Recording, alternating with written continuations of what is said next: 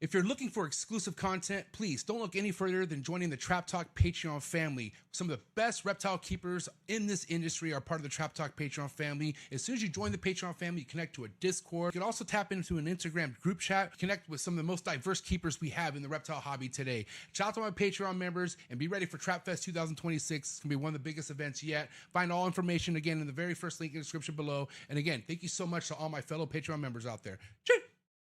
Shout out to US ARC and all the US ARC members. If you don't know what US ARC is, do not be ashamed. Simply click on the third link in the description below. Go to usarc.org. See what it's all about. See how you could actually protect your own collection whenever a legislation might hit your backyard. You just never know. Things are changing constantly in the reptile hobby, and it's good to know when things are creeping up in your area. So shout out to Phil Goss, shout out to Vanessa, shout out to Jeremy, shout out to all the US ARC supporters and teammates out there. Cannot wait to see how much we fight this year to keep our animal rights. And if you're not a US ARC member, talk to your fellow keepers and just let them know what US ARC's all about, and they're here to protect our animal rights. Shout out to US ARC and all the US ARC supporters. T-minus 30 seconds.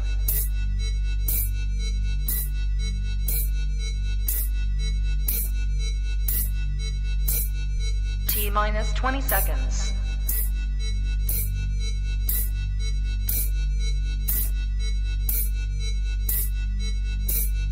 10, 9, 8, 7, 6, 5, 4, 3, 2, 1, 0.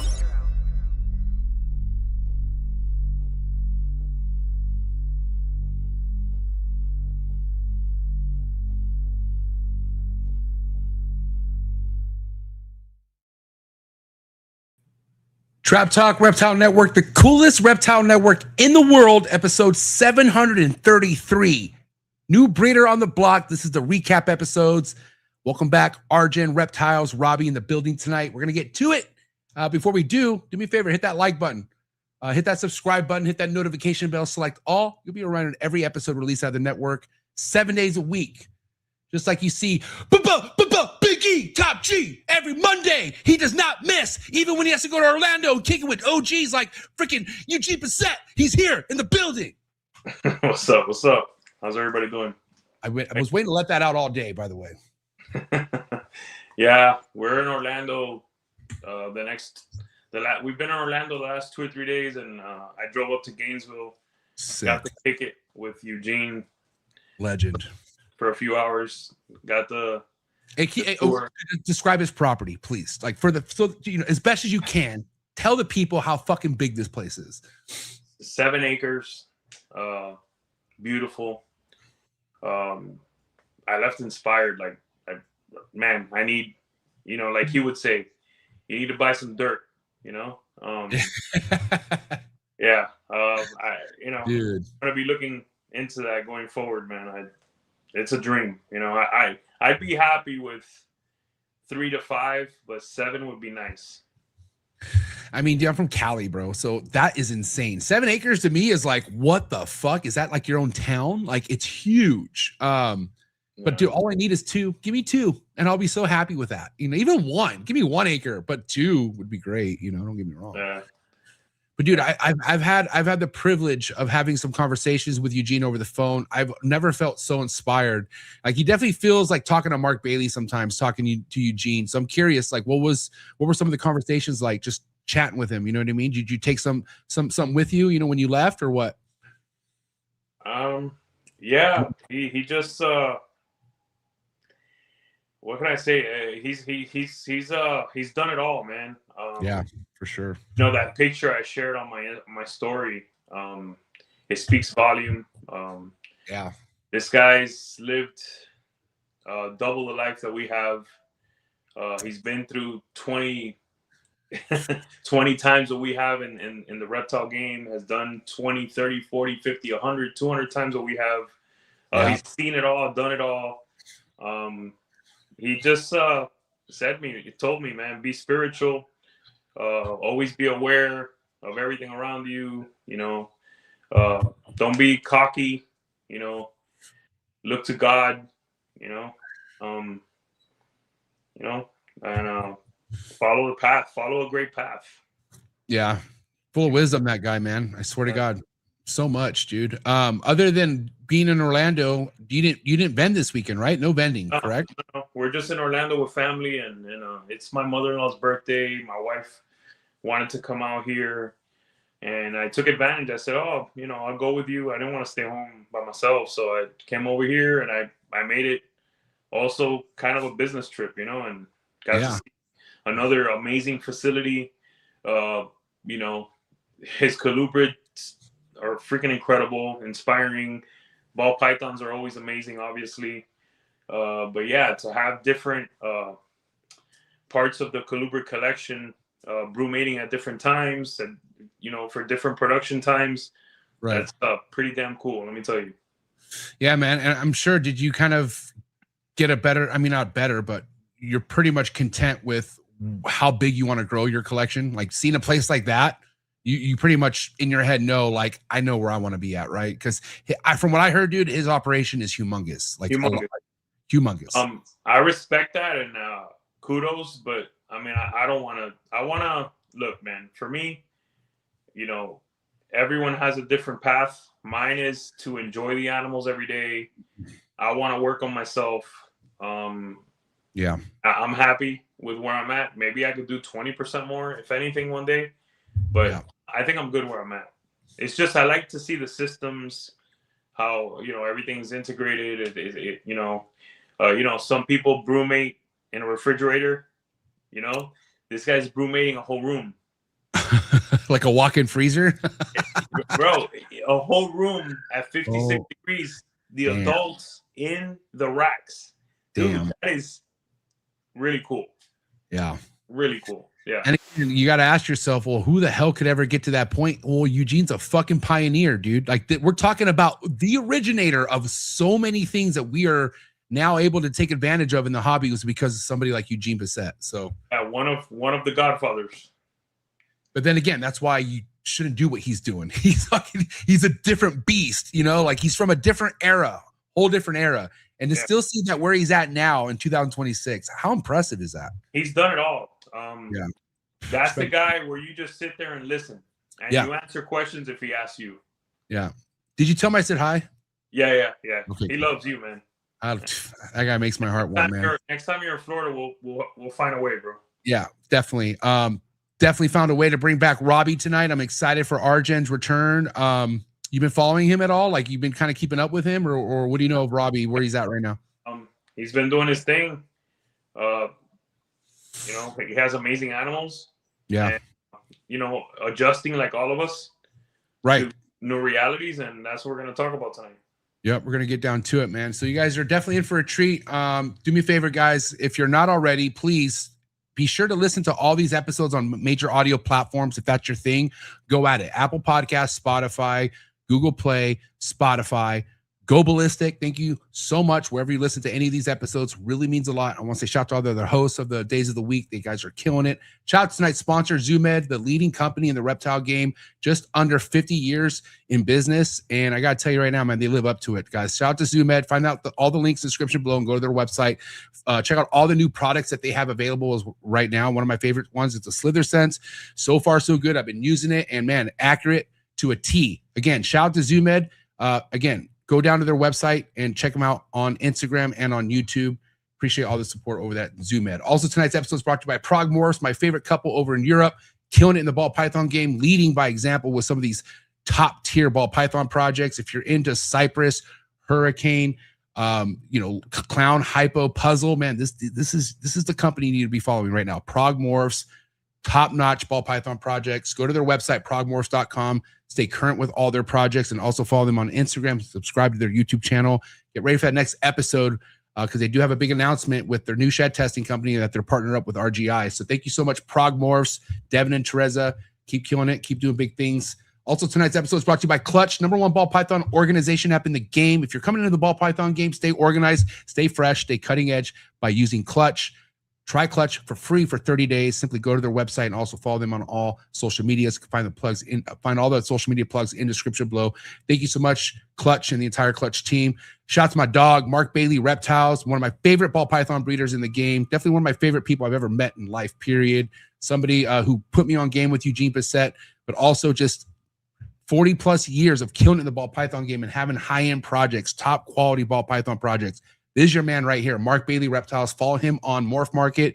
Best way to find out what he has available is simply by going to Morph Market. So shout out to the GOAT, Mark Bailey Reptiles. Thank you so much for your support, big dog. It was good chat with you today. Shout out to RGI, also one of another sponsor of mine that I'm very proud to announce, Rare Genetic Inc. If you got ball python sheds, make sure you turn them in with the ones who are doing it the best, and that is RGI. Dr. Ben and Sean and the entire RGI team, killing it, slaying it. Follow their work every Tuesday on YouTube. They put out a new video, and I believe Wednesday as well. So keep doing your thing, guys. RGI, you guys are killing it. Definitely the best in the game, and looking forward to more announcements and more updates over at RGI. Also, shout out to Jersey Guys Balls, Brett and John, father-dad duo who are smashing it. Definitely they have a love for the game. You can just definitely tell by how they keep their animals, but mainly their projects are definitely second to none. Sunset Puzzle and many other amazing projects that if you're looking to get into, you want to check out these guys because they're doing it right. Jersey Guys Balls, shout out to John and shout out to Brett. And then last but not least, shout out to the one and only Morph Market and Morph Market Shipping. Guys, Morph Market lives are now available. They are going right now. And there's I believe right now, if you have the most subscribers on a scheduled live, you get $1,000 Morph Market credit that you can use for whatever you want. So guys, go check out the lives right now. Let me know how you're liking them. And I have one scheduled. And Big E has one. I'm just kidding. He doesn't. But I'm working on him. I'm going to work on him. Big E, come on. Dude, you and Mark Bailey are the same. You guys are like, no. I'm gonna watch them. I've been clicking in to see who's coming with one, and I haven't caught any lives yet. Will you catch mine? Will you catch mine? Of course, bro. All right. Now I'm excited. But yeah, I've been clicking in to see what's going on for sure. All right.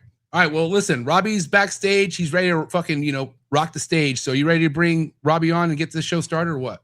Let's go. Hey, shout out to all the V Unit members, the trappers in the building, and all my other viewers. You guys are in for a treat, but do me a favor, do what you got to do to get your mind right, and do what you got to do to stay hydrated, because that's very important. Episode 733, recap episode with Rjen Reptiles. The homie Robbie coming at you right now. Let's go. Chee.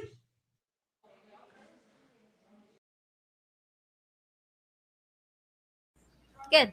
You ready for do more in the future? Trap Talk podcasts? Yes. Man.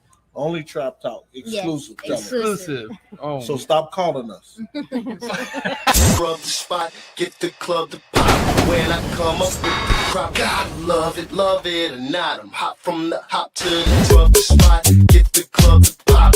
When I come up with the rub the spot, get the club to pop. When I come up with the rub the spot, get the club to pop. When I come up with the rub the spot, get the club to pop. When I come up with everybody, we do it.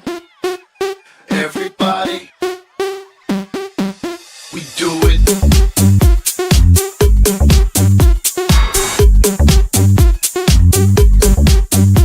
it. Do it.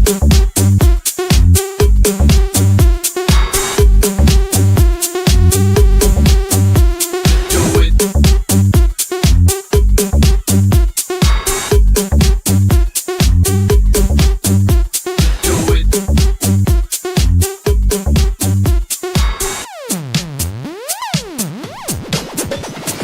Rub the spot, get the club to pop. When I come up, rub the spot, get the club to pop. When I come up, rub the spot, get the club to pop. When I come up, rub the spot, get the club to pop. When I come up.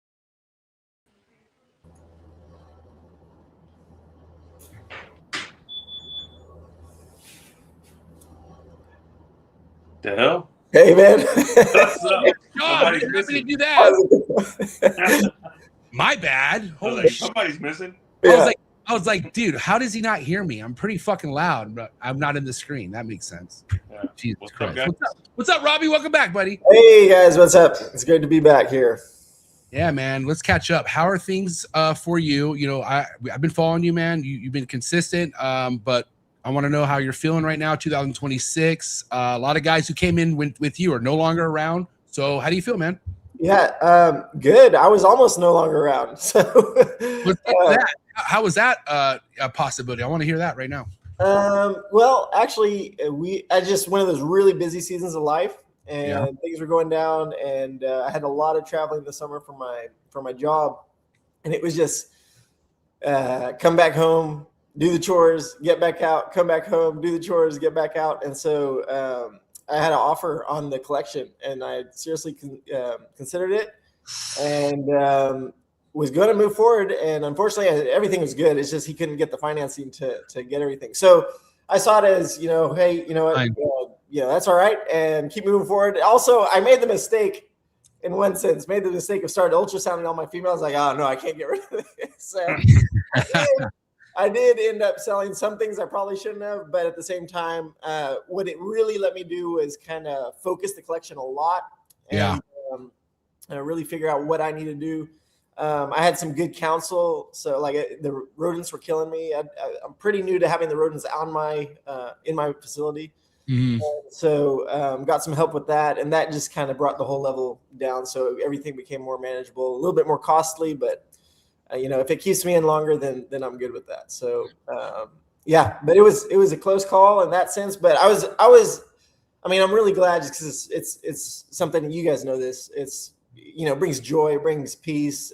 There's a lot of it's something good in your life, and so you want to keep that around if possible. So and you notice that, and obviously that's probably what kept you in, is you saw that there is some enjoyment, if not more than you think, but when someone throws a number at you, sometimes it's kind of it will make you think 100%. Oh yeah, definitely. I had that, I'm not gonna lie, I had the ball pythons on the, I don't want to say chopping block, but I had someone who was considering taking everything, and he's only a few minutes away, but still, like, they would have left my property, they would have went over to his house, and at first it seemed like a good idea, but then there was a communication issue. Like, I didn't like how long it took him to get back to me, and I'm kind of anal, like, if I'm gonna give you this much, you better fucking answer me when I text you, you know what I mean? I don't want to text 6 days later, so when I was getting that, I looked at that, I'm like, no, I'm not doing that. Like, and also, dude, ball pythons what got me started. Like, I just And I don't know, I maybe I'll go after you go, but I want to know what made you even think about selling your collection. Was it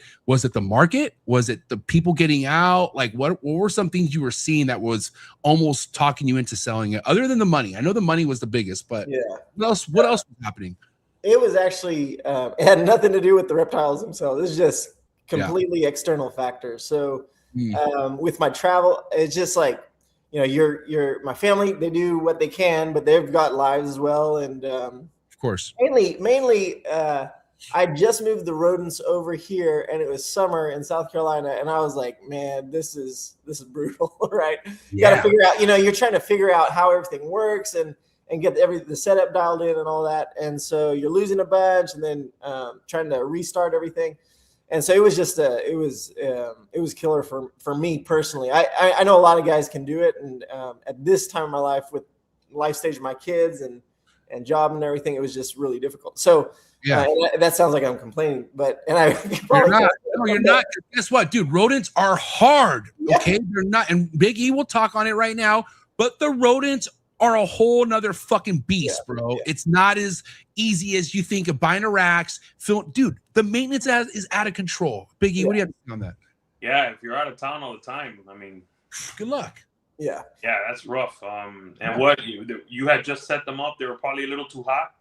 Yeah. So I mean, I had enough airflow. Airflow was good, but then it was just still getting too hot in that side of the building. And so I had to set up, HVAC and all that kind of stuff. And then I got like I said, I was traveling, sometimes 2 weeks at a time. I'm jet lagged. I'm getting home 2 days. I'm trying to switch everything out, clean everything. That's family. That's rough. And see, it's different with the reptiles. Obviously, it's okay. You're gone. You check. You have someone come do the waters every 3 days, whatever it is. But now that I got help, and he's really good at what he does, it's very helpful. So. Mm-hmm. It's the rodents, bro. I'm sorry. I recently got back into it about a year ago, and I had left. Okay, I got them all settled. I thought, man, everything's perfect, just like how it was 4 years ago when I was doing it. Then I left and came home and noticed one bin completely empty. They chewed out. Okay. Then I noticed another one. They were eating each other, and I was like, what the fuck is happening, dude? You have cannibalism here, you have escapes over here, and then mainly you're just trying to find the escapes, and you got to kill every single one of those fuckers. Okay, escapes do not live. Once they're gone, it's over. Yeah. But dude, it tests you. And dude, off a plane, when you're traveling burns you out, man. Yeah. Like you don't want to do nothing but just sit on your ass when you get home. And that's not happening when you have rodents. Okay. Yeah. It's get to work and let's see what's dead or what's escaped. It is a fucking whole nother stress factor, dude. Yeah. Oh my God. Basically that was probably, I mean, it was close to burning out on just that. And so when you get an offer, someone's interested, you start talking, and then but yeah, it didn't work out. So you have to figure things out, and thank goodness I actually was able to do that. So yeah. Go ahead, for me, the longest I could be gone without me touching the systems with the rodents is 4 days. Oh yeah. Yeah, 4 days. Okay, that's as of today, right? And how long have you been doing rodents for, Biggie? 2+. But pretty to a professional level, you would say, like meaning like and that's because I have ARS racks. Yeah, right. With the rack system, professional rack system. ARS racks, I could be 4 days out. Majority of the people have Home Depot built racks. They don't have fucking that fourth day. I need to get my son to fill water just in case, or food. That's the good part. Yeah. But yeah, after 4 days. Yeah, I was having the problem because I mean, this, and being in Florida, I'd put in the food, it would mold because of so much humidity in that. So I couldn't keep it in there I almost had to do daily. Yeah, I haven't dealt with that because I guess the AC unit is taking the humidity out of the building. That's what I had to do. I had to put the AC unit on a dehumidifying setting, and that helped a bunch. So yeah. But man, the rodents, holy shit. Like it's something you can't even explain to somebody. Like if they don't know what it's like, I don't know how to explain this to you, but it's a lot. And when you don't have help, oh my God. Yeah. And I had avoided it for a long time because I worked with a buddy of mine. I bought the racks and let him do it. And then he got out. And so I put it with another buddy of mine, and he was doing it well. But then his job, he's like he's a flight attendant. So he's gone. And so we just said, okay, bring it over. And I knew it was going to be a beast for me, but and then you figure things out. And that's what I feel a lot of this hobby, pretty much anything in life, but you just have to figure shit out, bro. And figure out how to get, overcome those problems. So, but then again, that's like, no matter what you do, life is going to do that to you. Like you can't just fucking fold and say, oh, poor me, I'm going to give up. It doesn't work like that, dude. Yeah. And that's why I do appreciate the rodents or even the reptile game, because you figure shit out. Yeah. Because you want to do it so bad. Like for me, ever since I started this, bro, I wanted it so bad. If it was a fucking snake getting out, if there was something going downhill, I figured it out. And it wasn't always easy, man. Like it was tough. Like I've told people this, like if you're not emotionally fucking asking yourself, why am I doing this? At one point, you're not doing it hard enough. Like you should be pushing yourself. Not you should. I don't want to say push yourself, but there will be times where you're looking up in the sky, like, what am I doing? You know what I mean? Have you ever been pushed to that point, Emilio? With the 20 plus years you've been doing this, you kind of look around and say, should I even be doing this? Like, ever get to that point? He's gonna say no. What? I for most of the time I didn't have the massive pressure of production. It was I didn't have the pressure, bro, because I had my job, and it was always therapeutic and doing what you love. Yeah, now I've had my moments where I'm like, fuck, man, I lost this animal, or it didn't breed for me, it hasn't bred for me, thank God I had a backup plan. Like that's the stuff we don't talk about. We don't talk about a baby that you really needed to make it that doesn't make it. We don't talk about not hitting the animal you want for 2 years. We don't talk about a male never breeding for you. We don't talk about your most important, the most valuable snake you've ever bought, not breeding for you or not doing well. We don't talk about those things. We don't talk about it enough. We don't talk about, obviously on top of that, the loss of value. Yeah. Or perceived value. We don't talk about that stuff. This stuff is real. Well, on the topic of tough lessons learned, obviously we got the rodents in there, but was there anything else, Robbie, that kind of fucking rocked your world? Like, the lack of males, or like females not going for you? Like what were some other big fucking turning points for you? Like when you figured some of this shit out? I think, well, shed testing has helped me a bunch figure some things out that I couldn't figure out. Yeah. And so, but that it made me reorient my collection, because basically a male that I've been using for all the females, I couldn't figure out why the females looked the way they did, but it turns out there was Russo, so it's part of the Bell complex. So I couldn't take him to them anymore, right? Like I was planning to do. So had to figure out males. This year I've held back a bunch of males, just tons of males, which I've never had to do. Normally I'm holding back all the females. And then, so often just the odds do not hit the way that you want them to hit, especially when you're working triple, double, triple dude projects. It's just, they hardly ever hit the way that you need them. I was just talking to Chris Searcy on the phone earlier today. Shout out to Chris, man. We were catching up, and I'm like, Chris, man, like last year was the hardest year for me, like as far as what I wanted to hit, because guess what? I was shooting for double and triple recessive, and I hit none. I hit 0 double recessives. I hit 0 triple. I did hit a really cool fucking pavement clown, but that's it. And I'm not, I don't want to say I'm complaining, but I am, because it sucks. Like I like hitting shit. Like I like, and I was even wrong a couple times, right, Emilio? And then you have to test. You have to shed test to see what you did actually hit, because you don't know what's hit and what's not. And then with the way the market is right now, even a triple het female is not worth a whole lot anymore. Whereas it used to be. It's so true, dude. And that's another fucking real factor is, you might think you see something and then you go get it tested. No, sir. There's no lace in there. I'm sorry. And you could have sworn this just wasn't a spot nose clown, but that's all it fucking was. A really cool looking spot nose clown. Fucking, what am I going to sell you for? Man, but guess what? Name of the game, dude. This is like, it is what it is. Welcome what a fucking roller coaster, bro. Yeah. It is. And dude, I'm not okay. And here's the thing: my previous years, I've never had a complaint ball python season. My expectations were always exceeded, dude. Again, I was hitting single recessive, really cool combos. But until you step your shit up, right? And if you are going to play the head-to-head game, which isn't a bad thing to play, we hear people fucking hit home runs off triple hets to triple hets. Mark Bailey, for 3 years in a row, I believe, has hit an Exantic DG clown triple het to triple het every time. So again, dude, you win some, you lose some. It's just part of it, But guess what? I don't ever want the day to where like, fuck, I can't hit what I'm looking at because I got rid of my snakes. No, fuck that. Like that's why it's important to have a few projects going, because this project might shit on you, and then this one is there to take care of you. Yeah. And it keeps you happy. You know? So if you're breeding a lot of stuff, man, like I was telling my people this week, I'm like, yo, the season's going really well for the stuff I really need, but there's a few things that, it's like the cream on top that's just not there yet. And you know what? I'll take it.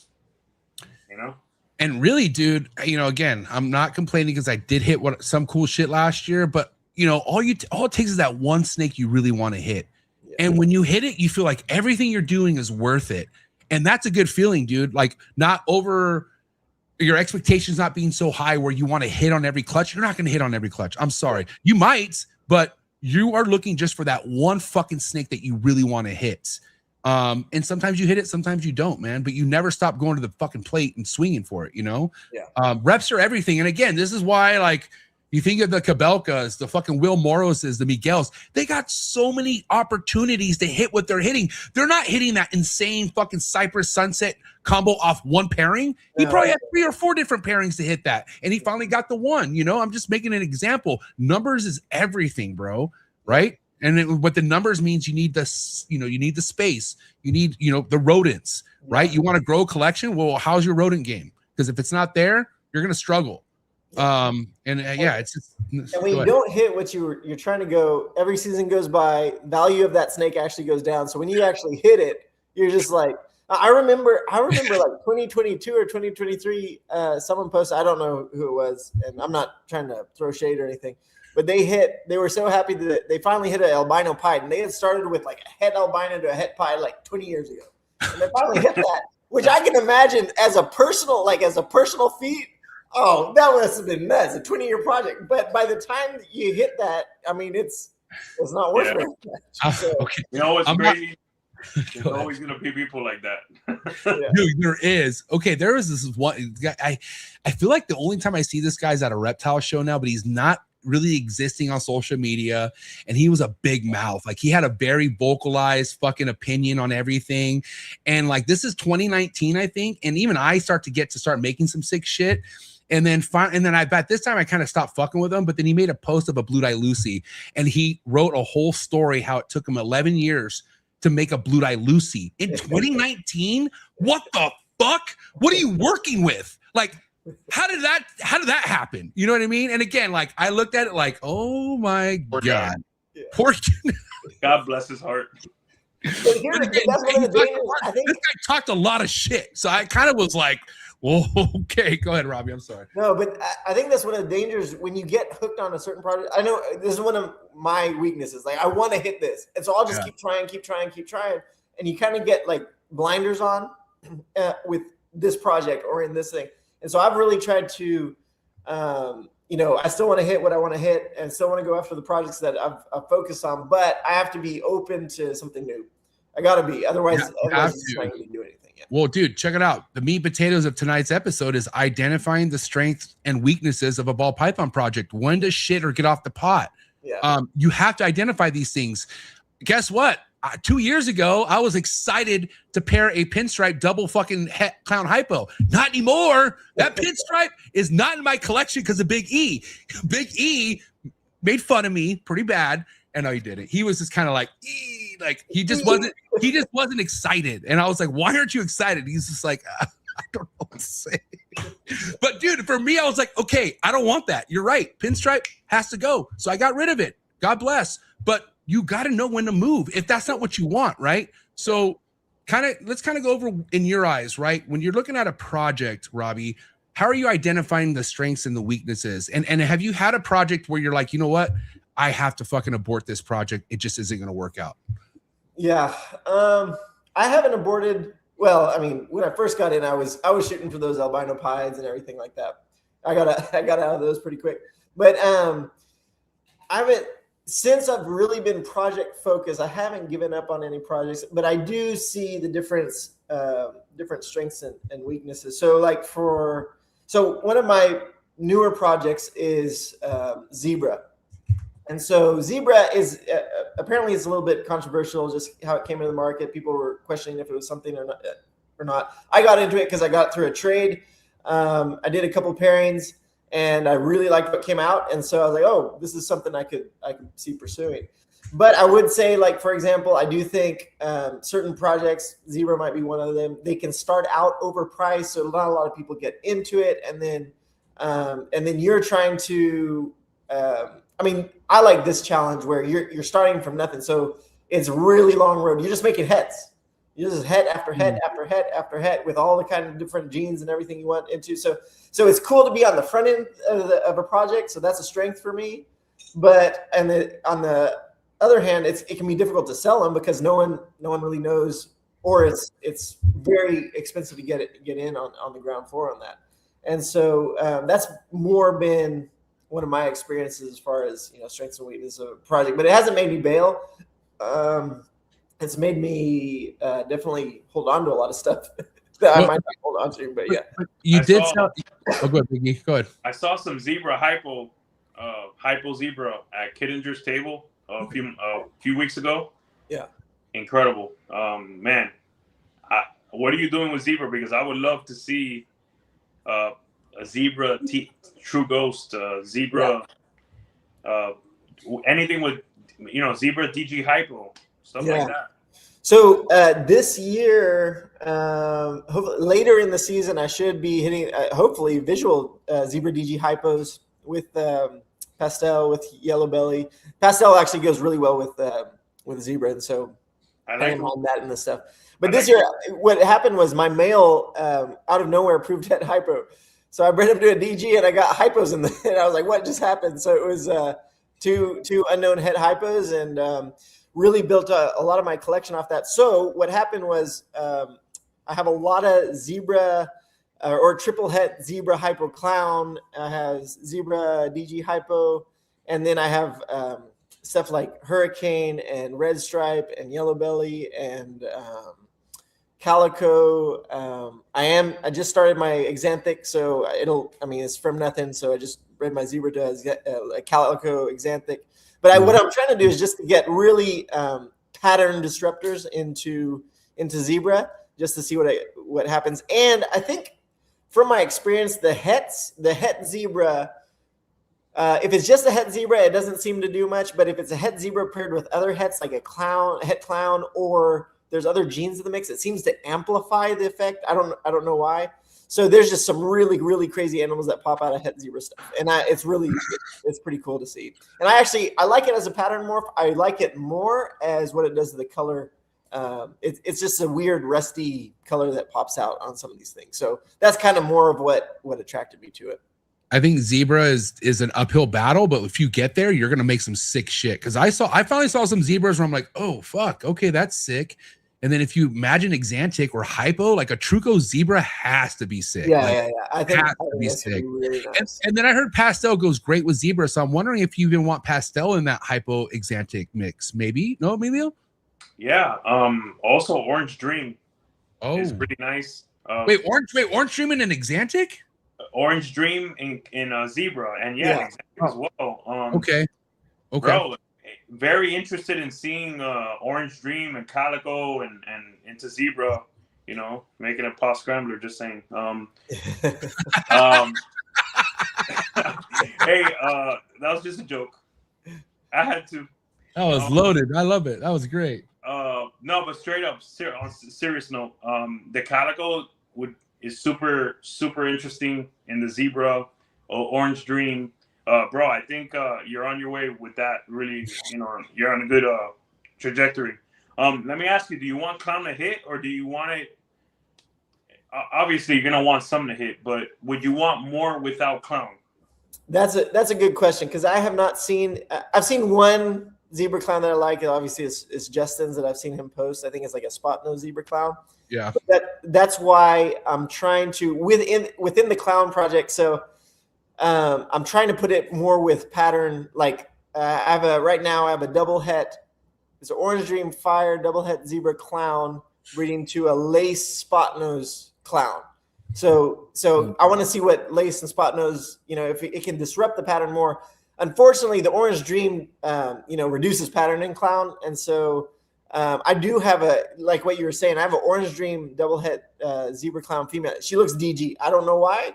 It's just that clean. It's that bright. It's dark contrast. And so I've been seeing a lot of that. But so, yeah, I've got lace in there, which I'm hoping it'll really brighten things up. And I'm probably going to gear more towards Xanthic, DG, more of those like more color morphs than the actual pattern morphs, because the zebra should do the heavy lifting in the pattern side of things. I would say. But you would want to pursue hypo with DG Xanthic, right? Like I feel like that's like just they belong together. No, or am I tripping? So it would be. I mean, it'd be a quad. So however long that takes to get, but I'm starting it. So well, it's like you're never finished in this game. It's like there's no finishing. It's okay. What's next? And that's another reason why sometimes it's hard for me to think about starting an Xanthic project, because you just don't get Xanthic. Like you need something that already has that next level. And I wouldn't get anything that doesn't at least have a hypo or something. Like True Ghost is automatic for me, but then you think DG, right? Like again, talking about the snakes Mark Bailey's made, like DG and hypo and Xanthic is a must. Like it's such a must. Yeah. And I wonder if, because some people have hit the zebra Xanthic, and I've seen people hit the zebra DG. I wonder if the zebra Xanthic DG would actually be a true zebra looking, snake with stripes, white and black stripes. Who's hit Xanthic zebra? This was a TSK. I think it's Steve from Steve's Morph. Steve hit it? Yeah. I think DJ from Reptiles for Centuries from South Africa. I think he's hit the zebra DG. Mm-hmm. Yeah, and I think Justin hit a few too, right? Okay. Here they are. Yeah, let's pull them up real quick. Yeah, because I believe this has pastel in it too. Yeah, it does. Oh, so this is a super pastel. Holy shit. So super pastel. But see, I think zebra. Go ahead. Yeah, I think that one that like the Xanthic there is not even DG yet. That's just super pastel doing that. Yeah. Right. That's no DG. There's no DG, and the one next to it, is that a pastel DG zebra? Yeah, that's pastel DG zebra. Yeah. Yeah. So those are, So I think, I mean, and that's, you know, very, very basic combos for those doubles, and I think it's got a lot of potential. So a lot of my collection now is geared towards zebra stuff, and we'll see what it looks like. It's been quiet with zebra, but it's not over. I'll tell you that much. Like there's going to be some sick ass zebra shit to be hitting the forefront here soon. And if you want to get excited about zebras, Steve MORPHS is definitely that guy. Because he's got a lot of really nice stuff. So yeah, and I believe what really saved zebra was that Holman Kenzie thing with Jigger. Fucking thank God that got settled. Because at first I was like, oof, you know. But again, it's like that's the ups and downs of what we do, right? Like sometimes you will experience stuff like that. And I'm glad I brought that up because I wanted to ask you, like, I know you kind of talked about not bailing on any projects, but was there ever a morph you were interested in getting and then you just kind of saw too many red flags with it and you said, you know what, I'd rather not? Like anything like that out there? You get me in trouble. No, well, I mean, okay, you don't have to say the morph. You can just say yes or you can just say yes. Okay, yes. There's a couple that I'm constantly like, man, I need to get this. I need to get this because everybody's doing it. And then I'll look at it in real life and like, I can't bring myself to pay that much money to get it because I just can't see it. Now, I think when they're in combos, like, for example, I'll say this one. So Mandarin, I really like some of the combos that I see, especially with hypo. It looks amazing. Yeah. But then I'll go see, it says, like, Super Mandarin, and I'll go look at it. It's a dark normal to my eyes, right? It's a burnt orange dark normal, something like that. Now, what I have been considering is, can you imagine getting Mandarin into Zebra, and you take that weird rusty look that Zebra throws, put it into Mandarin Hypo, and you get, you know, Mandarin Hypo Zebra? I think that would be really cool looking. So, I mean, there's different ways. I think every gene has a place. You guys know this. You've been talking about it. But there are certain ones that if I can't really see it, and people say, you know, that's why we're so attracted to Pied. That's why we're so attracted to these very, very visual morphs, which they might not carry the same value that they used to, but I mean, that's where your eyes are drawn more than these little subtle morphs, which are important. So. Yeah. But also to kind of line to what you're saying, if you see something you really like and you buy those ingredients and whatever you make just isn't that, what the fuck? Like it's kind of like a shoulder shrug. Like, why is that the case?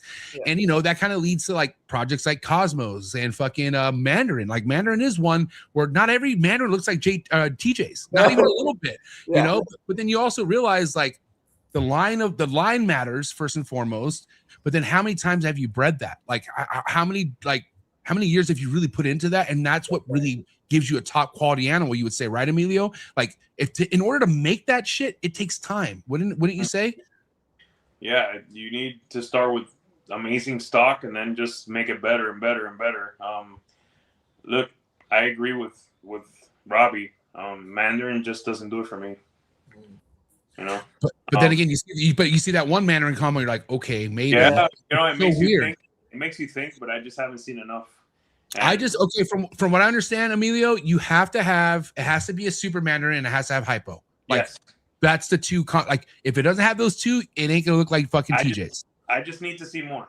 I just haven't seen enough to inspire me. So I'm with him. I've seen a lot of bad ones. You know, without hypo, I think you're in trouble. Yeah. But then again, same with Xanthic. Sorry, but if you're not thinking of hypo and Xanthic, I mean, maybe not in trouble, but you're going to be fucking getting lapped. Like people with Xanthic hypo are going to make your shit look like fucking weenie. Yeah. It's a fact. Yeah, but I would say there's plenty of Xanthic compos that do good on their own. But it looks better with hypo. Oh yeah, for sure. Yeah. It does. I've been advocating on here. I've said it quite a few times. If you're working Mandarin, you should be working hypo. It's a must. Yeah. And again, if you're passionate about it, I think the good thing about Mandarin is there's not enough people making good stuff. So that's a motivation. Be that TJ, dude. Be somebody who's making the best Mandarin out there, and you'll be in a good spot. Okay. But again, it takes time. It takes time, and you have to have those subtle, you have to start with the Mandarin het hypo to start out with, right? Which might look like a normal to get to the super Mandarin hypo. I mean, you have to start somewhere. So I mean, how many times have we seen it from Justin where we're like, what? That gene did that? Like, and then that next thing you know, Red Stripe's fucking killing it. And then just one of many examples why things aren't slept on forever. Like, they may not be popular now, but all it takes is that one combo to be like, well, gonna need this in the mix. And with Mandarin, it has to be super form and it has to have hypo. Yeah. You know, especially if you're working like, let's say a gravel project. Well, good luck with no super gravel. What the fuck? What are you gonna do? What are you gonna do if it's not a super form? The animal that you had in Pomona, remind me what the genetics were on that one. Me? Yeah, the one that you didn't have, that it was not for sale. Oh yeah, so pavement, OD, clown, het hypo. Dude, that's nice. What makes me go crazy is to think, imagine that animal with Superman and visual hypo. Yes. There, look, there you got me. Yeah. Yeah. Damn. So I would hold on. I would need a super Mandarin. No, that's gonna take years because even if it's super Mandarin, I would have to breed the babies back. Dude, what color is that animal gonna be? Fuck. Real orange, like Holy like shit, bro. Like we're not questioning scrambler type orange. You know what I mean? Sorry. Hey, Robbie, he started it. Okay, I'm just trying to play nice right now. No, but you're right, dude. But then again, like, how many snakes are away from like producing a real red, right? We haven't seen a real red snake, right? And I know there's people out there pursuing it, but that's what our future is leading towards, is like seeing colors we've never seen before, because that's what this shit's leading into. Like, it really is. We're gonna like an actual blue snake. That's gonna come from a true ghost combo, you would think, right? Like an actual blue, not in shed type of snake, right? But guys, that's the thing. Are you willing to do the work? Yeah. Like what I just said about Mandarin, I came back and I contradicted myself by saying, my God, the animal that you had at Pomona, I would love to see with those genetics. And then, but that at the end of the day, that's why we do this shit. Yeah. Yeah. But it's like you just said it. Like, you got to be willing to do the work. But change people's minds, dude, which is like that happens a lot. People think they feel some type of way and then they see something else and go, well, got me, I'm ready. You know, I also think when you see it in real life, it's totally different. Like, I see pictures of stuff that, you know, oh, it's okay. But when you see stuff in real life, I think that's when it really convinces me whether yes or no. And so I think that's a big deal. I think that's why it's important to go to shows and that kind of stuff. I don't get too many, and I try to get to what I can. But it's so much better than looking at pictures on MORPH, which is what most of us spend our time doing, right? Looking at it and then trying to compare this and see it. But, you know, pictures rarely capture the full look of the snake. So, well, I'm going to keep it 100 right now, because I've been kind of busting Big E's chops a little bit about pied, you know, just being so difficult. I kind of take that back. Looking at some of the shit that you have posted, bro, like, if you're going to work pied, let it look like this, because this is insane, bro. Like, this is gorgeous. And with pied, when it comes to pied projects, is it mainly your main focus with DG and Krypton in it, or what's your whole goal with pied? I mean, I'm assuming to make more shit like this, right? Yeah. So I would, you know, DG Clown Pied is that triple that I'm pursuing, but I have a lot of cryptic stuff, and I really like what DG Cryptic Pied and Cryptic Pied stuff looks like. And so that is that's one of my holdbacks from this year. She could have been a clown, but she turned out Krypton. So I was hoping it would be a clown. Missed on that one, but yeah. So okay, really, so if there was clown, it would be a cryptic, right? If it was clown, or what? If it was clown, it would be a DG Clown Pied. But since there's cryptic in it, it's really a het cryptic het clown. So it's a Krypton. So that's that confused me, dude. I'm sorry. Yeah. Because you know, again, I've heard cryptic Krypton years ago, and then it just kind of fizzled out. Like, you don't hear it much, but then you still have people all excited about it. Yeah, and then I really like it. There's a lot you can do, both with the cryptic and the krypton, and since you can, since it's a lilac with clown, you can take it into that. That's a nice one other holdback female, and she might be het cryptic. Her dad was het cryptic, so we'll see. Look at Shroud's a Stranger, man. Stranger is just, I still love Stranger, but Stranger clearly does something to the pattern. Even with DC, you still get it adds a whole lot of dark color to it too. So what's the goal with the snake like this? To make it because it looks like it's pos double het cryptic ultra male. Yeah. And can you guys remind me? Just because the ultra male happened to be in the het ultra male just happened to be in the pairing.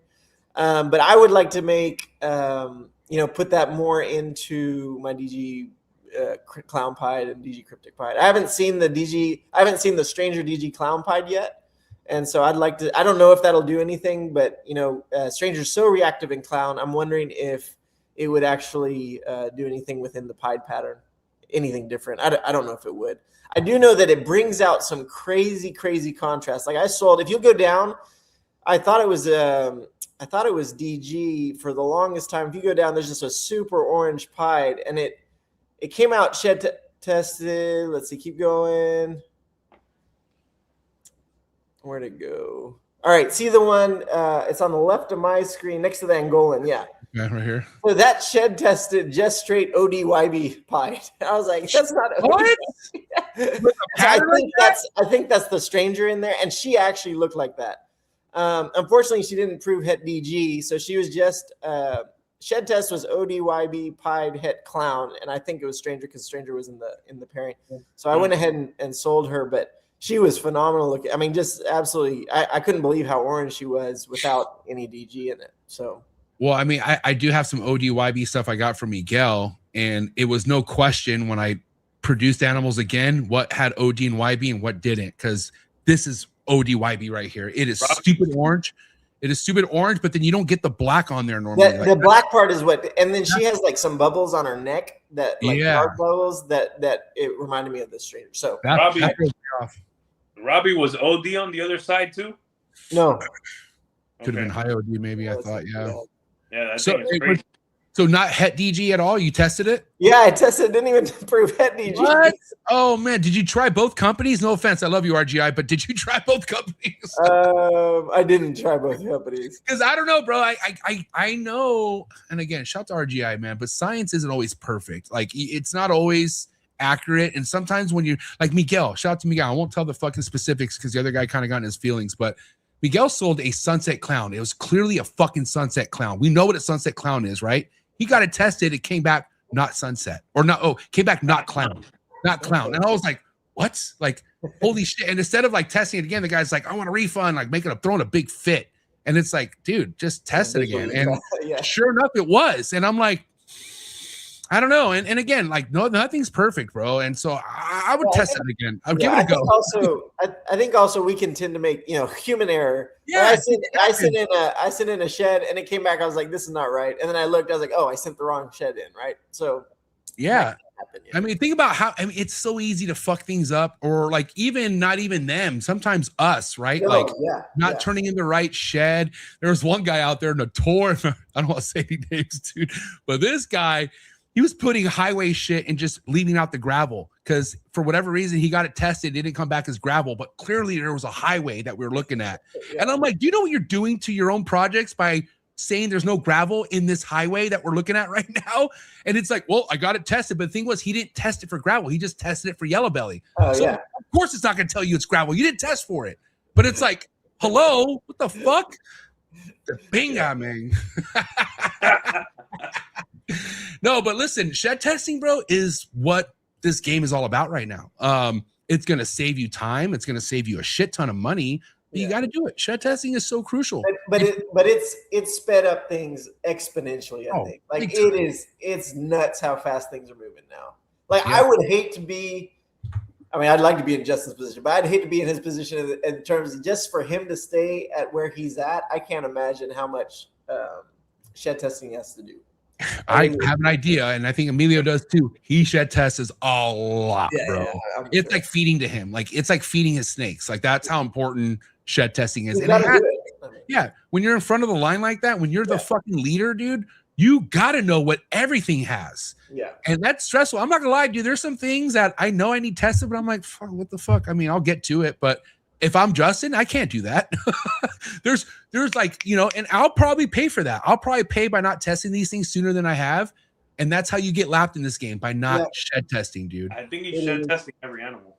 Yeah, you have to. Yeah. Every animal? Every animal. Yeah, because he owns club. Maybe not the secondary room. Yeah. Maybe. Or that secondary project room. Maybe every holdback. But even every holdback. Yeah. Yeah. Some. I make some, like if I'm holding back, and I know that I'm okay with waiting to grow it up, whether it's that or not, I'm good with it. But if it's if I'm selling it just to make sure, if they have the genes that I am trying to, you know, that I think is in there, I try to test it. And then but it is, for me, there's a lot of strategic thinking, just because I don't want to overspend and just testing everything. So yeah, let me tell you guys this. I don't think anyone could hide anymore behind the we don't guarantee codoms and those terms. I think everyone that's buying a high-end animal is going to demand a shed test going forward, especially with certain genes. You have to think to yourself, the odds of someone mis-IDing are 100, man, what, 60 times worse than RGI or Charlie making a mistake on a shed test. Yeah. I'm telling you guys this. I mean, and we've said this quite a few times. Any lace animal is getting tested. Yeah. Oh, facts. I do test always. Anything for me that I'm spending. Look, man, I'm gonna go far. I'm gonna go as far as to tell you guys anything that I'm buying that's even $600-700. I want it shed tested, and I don't care what anyone says, because that's my money. I want it. I want to ensure it has the genetics that I need, that I'm buying, that I need going forward. I think it's stupidity for a breeder out there to try to sell a $2,000 animal or whatever it is and not shed test. Yeah. And offer credit later. There's people still doing that shit, and it's unfortunate, bro. Look at the people still charging $100 for shipping when you know goddamn well you could fucking pay half of that with MORPH market, right? Yeah. You're just not going to get away with. There's literally people losing sales over the amount of shipping. I'm not joking. People are like, why are you charging that much? I'm not going to buy that snake from you. And that's going to go exactly to the not guaranteeing genetics, where we're in the fucking breeding game, dude. And if you could guarantee genetics, you better guarantee it. If not, you're a hillbilly. I'm sorry. But I've had 2 females that I've gotten to put in the zebra, and I got them both because of confusion, and they looked like neither one has proved confusion. That's 2. Actually, they proved quite different than what I thought they were. And I chalk it up to my own mistake. I should have asked, or I should have been more acquainted with the gene or not.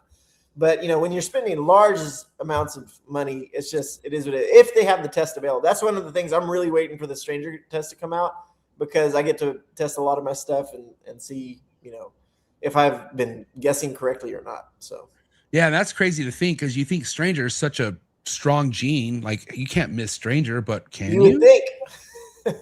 I think maybe not as much. The only thing that scares me, and even though I just said I fucking loved it again, and I still do, but like pied, that's what pied scares me for, because you could think it's in there, right? But then again, when you have stuff that you know it's there, like the DG shit, like that's beautiful. Like if you could put DG and pied or something, like you're not gonna. I mean, imagine a snake like what we just looked at a table. Like, holy shit, that's gonna bring people from across the room. Yeah. But still, I don't know if that snake sells for as much as I'd want it to. Like, that's a holdback, but okay, let me ask you, what should that snake sell for in your heart? In your heart, what is that snake valued at? So what I think it is pastel, orange dream, yellow belly. It's possibly stranger, DG Krypton pie, right? So I would probably, in this market right now, I'm thinking 1,800 to 2,000 probably. But I don't think it would get that if I posted that. I mean, maybe not right away, but I think that's a doable price. I really do. But then again, it's probably not going to sell quick. It's probably going to be something where someone specifically is going to want that snake. Exactly. It has to. You have to find the right person. But then again, keep it. Fuck it. No, that's what I'm saying. That's here. So yeah, no, that's my theory is like, damn, this snake is worth this, but if I can't get it for that, I'm keeping it. And know? I've made the mistakes where I've let things go, or I'll put it on auction and I'll forget to put the reserve that I need to put or whatever, and you just get slammed, man. Like you're like, what in the world did I just do? I mean, and that's my own mistake, right? But you gotta understand that snake's production is gonna make you so much money. Yeah. So it's not worth just letting it go for less than what you want. Yeah. Right. You know, it's just putting the work in and breeding it, and you know. Yeah. That's it. You brought up auctions, bro. How much have you been utilizing them? I'm curious. I've used them quite a bit for particularly the mid-range stuff. And for the most part, as bad as it sounds, this is, I mean, just trying to get stuff out the door. I will put a reserve that I feel comfortable with, because when I don't, I mean, things that you get hammered on it, like really bad. It's just people are. I think it's different than say like an eBay auction. So my son, he has a card, like a sports card business, and you do auctions on eBay, and it's because people want that, and so they bid that up, right? For the most part, what I've seen on auctions here is there's people trying to get a good deal, which I'm one of them, right? I'm trying to just go get the best deal. So I'll bid to a certain point, but I'm not going to keep on bidding because now it doesn't become a good deal. It's just I could have gone and bought it anyways. And so I feel like the audience, this is my opinion, the audience a lot of times they're looking for a good deal instead of the good snake. Now, what I have seen is when there are two people that actually want the snake, they'll bid that up to the price that you already have on there. Yeah. Or above that. So that does happen. But you have to those two people have to find the snake, the exact thing that they want. Mm-hmm. So, and you don't always get that. Yeah. I mean, good. I've always advocated for a starting bid or a reserve. Yeah. Last thing you want is to get fucking hammered. I mean, you have to decide where you want the animal to go. I mean, that's right. So this past weekend, I put one up on one of my het zebra females. She looks like ridiculous, but I'm putting her up because she's the only one that's not a double or triple het. So she's a red striped yellow belly het zebra. I put her up. I think she's on MORPH Market for like $900. I put her up, but I put a $500 reserve, which I thought, okay, I'd be okay with that. She made $250, and then it did, and I was like, I'm glad I put the reserve on there because that would have hurt. That would have hurt. So. Yeah. Okay, what's better though, guys? A reserve or a starting bid? Like, which one do you think is a more impactful? You go first. I'll tell you my opinion after. Yeah, from what I've seen, I get a lot more bids on a reserve. When you put a starting bid at something, not a whole lot of people seem to want it because the reserve, they don't know what it is. I'll get people who message me about it and be like, "Hey, what's the reserve?" Yeah. But if they don't know what it is, sometimes that'll keep pushing it up a little bit. But that's just my experience, nothing else. So. Yeah, little I've used starting bids, and what I feel with the starting bid is that the people know what they can get the animal for. Yeah. So, I mean, sometimes if people don't know what, they don't know what the reserve is, that could potentially not, turn them off from bidding. I don't know. I prefer to show them, okay, this is where you could get the animal, and maybe someone starts fighting for it. I mean, but again, don't listen to me. I haven't used the auctions that much. Yeah. Yeah.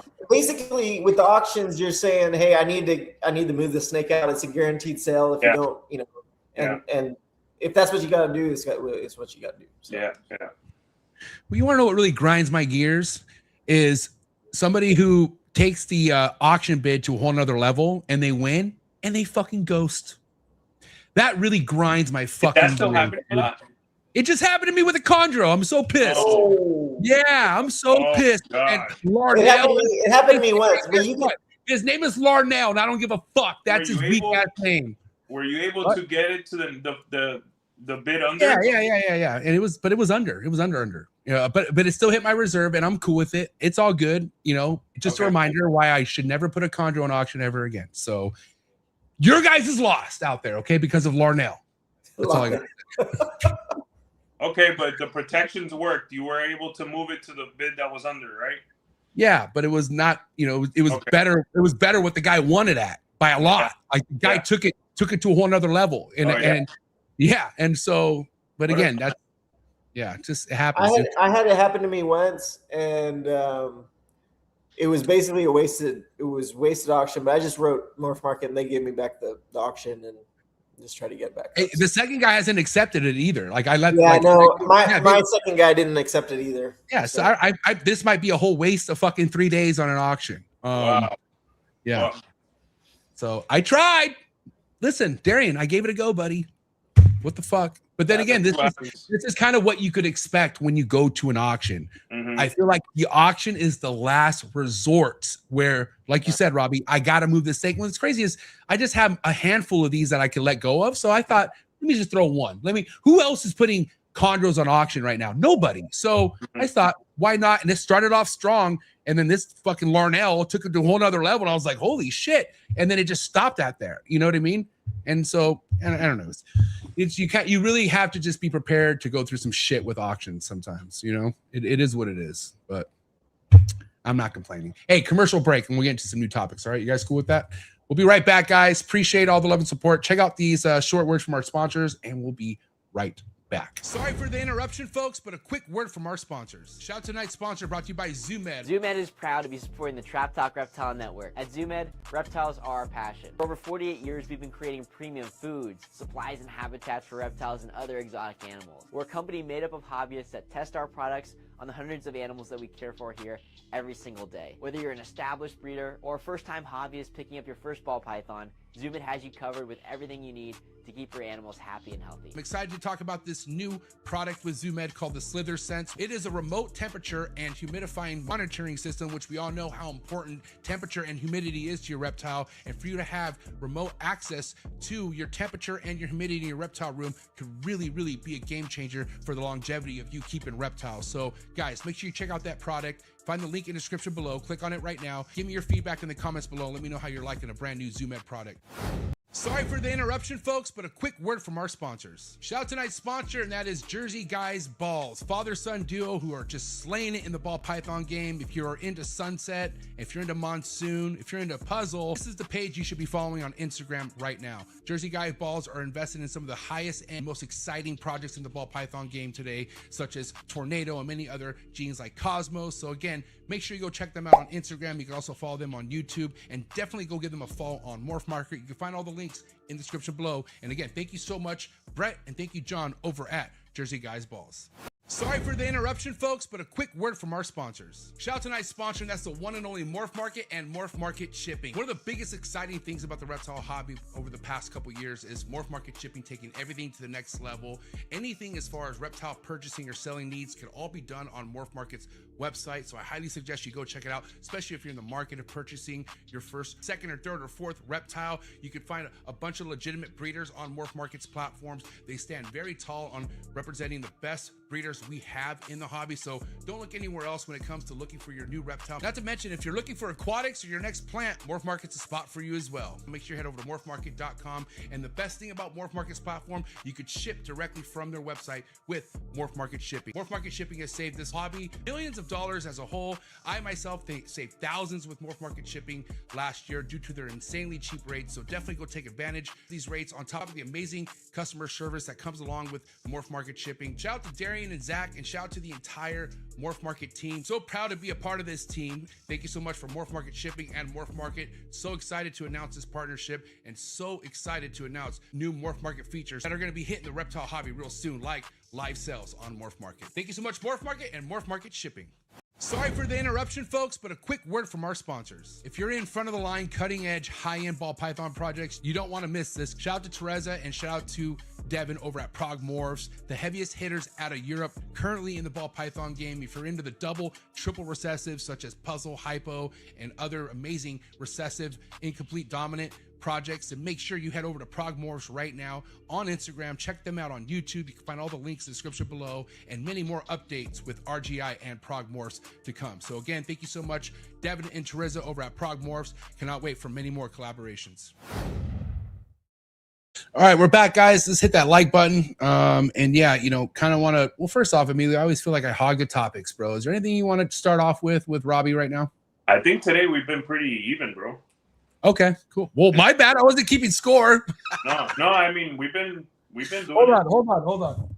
I'm up one right now. I'm looking at the. Well, go ahead. Start us off. How frustrating it. You know, we kind of alluded to it a little bit earlier, but how frustrating is it to not be able to come up with a hypothetical number of what our production is going to be worth in the near future to you? Oh. Yeah.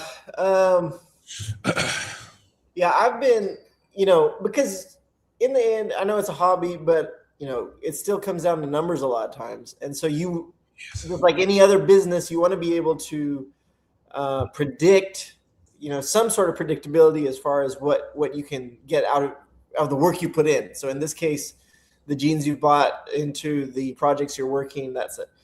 For me, it's pretty difficult. So for example, like if I wanted to go build a house and I know how much I can put into the house, and I can get comps from around that, and then I can say, okay, this house might be worth $450,000. I put in $250,000. I can get around $200,000 out of this, right? I don't think that works in this market anymore. No, not anymore. Like you can, like it just doesn't. I mean, a lot of times I put in, you know, $10,000. I'm going to get $250 per snake out of this because, you know, I'm producing my double heads, my triple heads, my quad heads, that kind of thing. And so you can't do it. And then it also, I mean, it depends on if you can find the person that actually wants the same project that you want, which I think they're there. But it comes down to how are you marketing yourself? How are you presenting yourself? And that all takes time, which some people, I mean, it's just hard to keep up with. Or you don't even, like one of my big things, I need a better camera. I need a better camera if I want to do better pictures and all that. Mm-hmm. But, you know, am I going to take the time to go look at the best camera, present the best pictures, make sure it's getting out? Well, if I want to actually do well in this project, I'm going to have to do that, right? So and you're still not getting, you still can't measure, exactly how much, you know, profit you're going to have off of that. Maybe with some of the like the OGG, like, you know, how much is Pied is going to go for? I don't know how much they go for at a show, or a Bell's going to go for this amount. Yeah, that stuff doesn't change as much. Yeah, so that's a little bit more predictable. Yeah, I've always been able to kind of predict what stuff's going to be worth, you know, later in the year when it's produced. I think it's really hard now. There are certain combos that are less saturated that you can kind of predict, but bro, with the size of the overall market and production out there, it's very hard to do that now. And I think it's particularly for morph based reptiles, right? So I got a buddy, he has all kinds of stuff, but he's like, hey man, I breed my diamonds, they sell for this much. I breed my rhino rat snakes, they sell for this much. I breed my Barons racers, they sell for this much. And it's just, it is what it is every year. But when you move into the morphs, then you know, the more you produce, the less, you know, the less they're worth. So. One more thing I want to point out, and this is my opinion, because I've always been, you know, the last 2 years, I've been one to say, oh, the auctions don't predict, you know, they don't predict the market. They don't affect the market. I think we're not there anymore. I think auctions are affecting market price.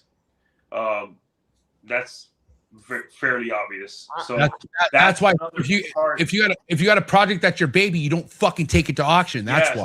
Yes. So the amount of productions, you know, the amount of supply, you know, but now, now the auctions really throw out the window predictability, I think. And let me be honest about something real quick. And this is nothing against this locality outcross, but I know in my heart I'm never gonna do Monocory Biak ever again. Like I saw what it does. I see how many people are doing it, and I get it. I think mine are nice, but I know in my heart that's not gonna be something I do again. So what do? I have 6 of them I need to sell. That's why I threw one up. Yeah. I wouldn't put one of my pure Biak lines on there. I wouldn't put my Calico shit on there. I'll tell you that much. Any of my holdback stuff would never see a fucking auction ever. You know what I mean? And again, it was mainly just to test the waters. And I have nothing against Monocory Biak outcrosses. I think they're great. They're just heavily worked right now. A lot of people are doing that. That's all that is, you know? And I'm just trying to say this to make sense to what Big E just said right now. If you got a project that is your baby, last place you want is an elephant graveyard, dude. You do not don't go to the auction. I think you're right, because I think most people they just go straight to the auctions now. Yeah, because it's easy.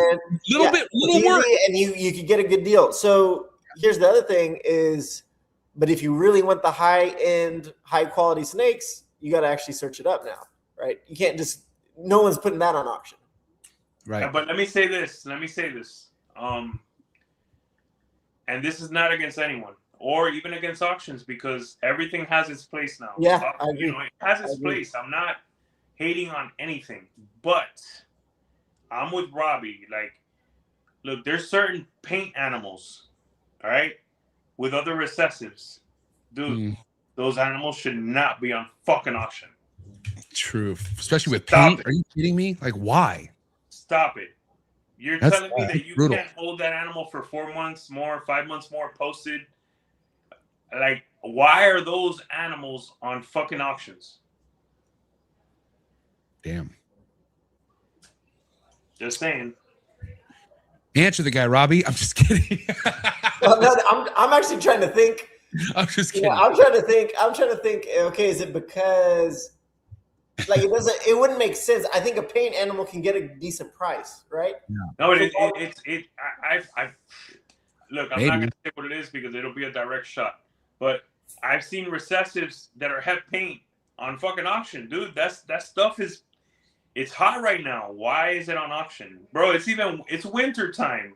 You could ship half the time anyway. Like, why is it on auction? That's my question to people out there. Why are you doing that?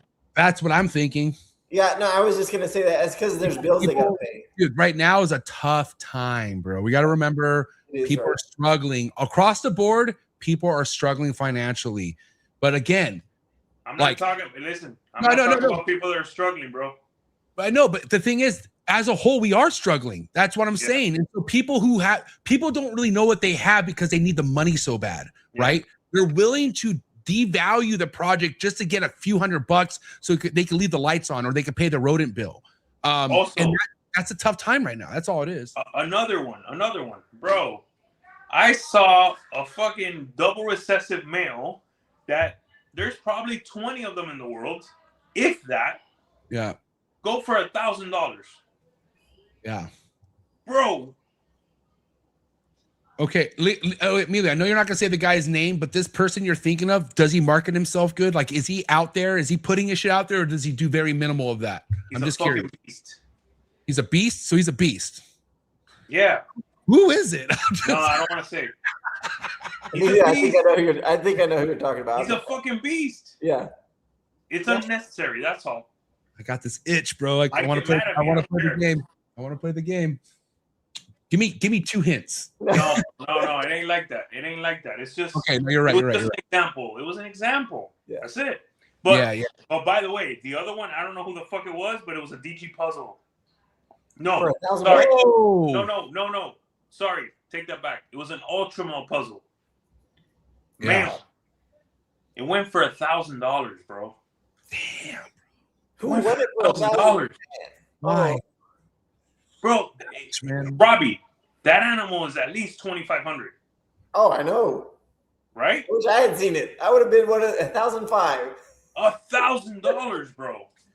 But then again, $1,000 is a lot of money right now. Like, and I know we're not. Hey, not for that animal. I know, dude, but still, when somebody had that money 5 years ago and now they're at where they're at now, they'll do anything for $1,000. Okay, like we're in a different time right now where people are just trying to scrounge whatever money they want. And again, how much of it has to do with laziness? How much of it has to do with people not wanting to put the fucking work with marketing it or putting it out there, or just simply think, let me post it on Morph Market so it could sell? And it just doesn't work like that.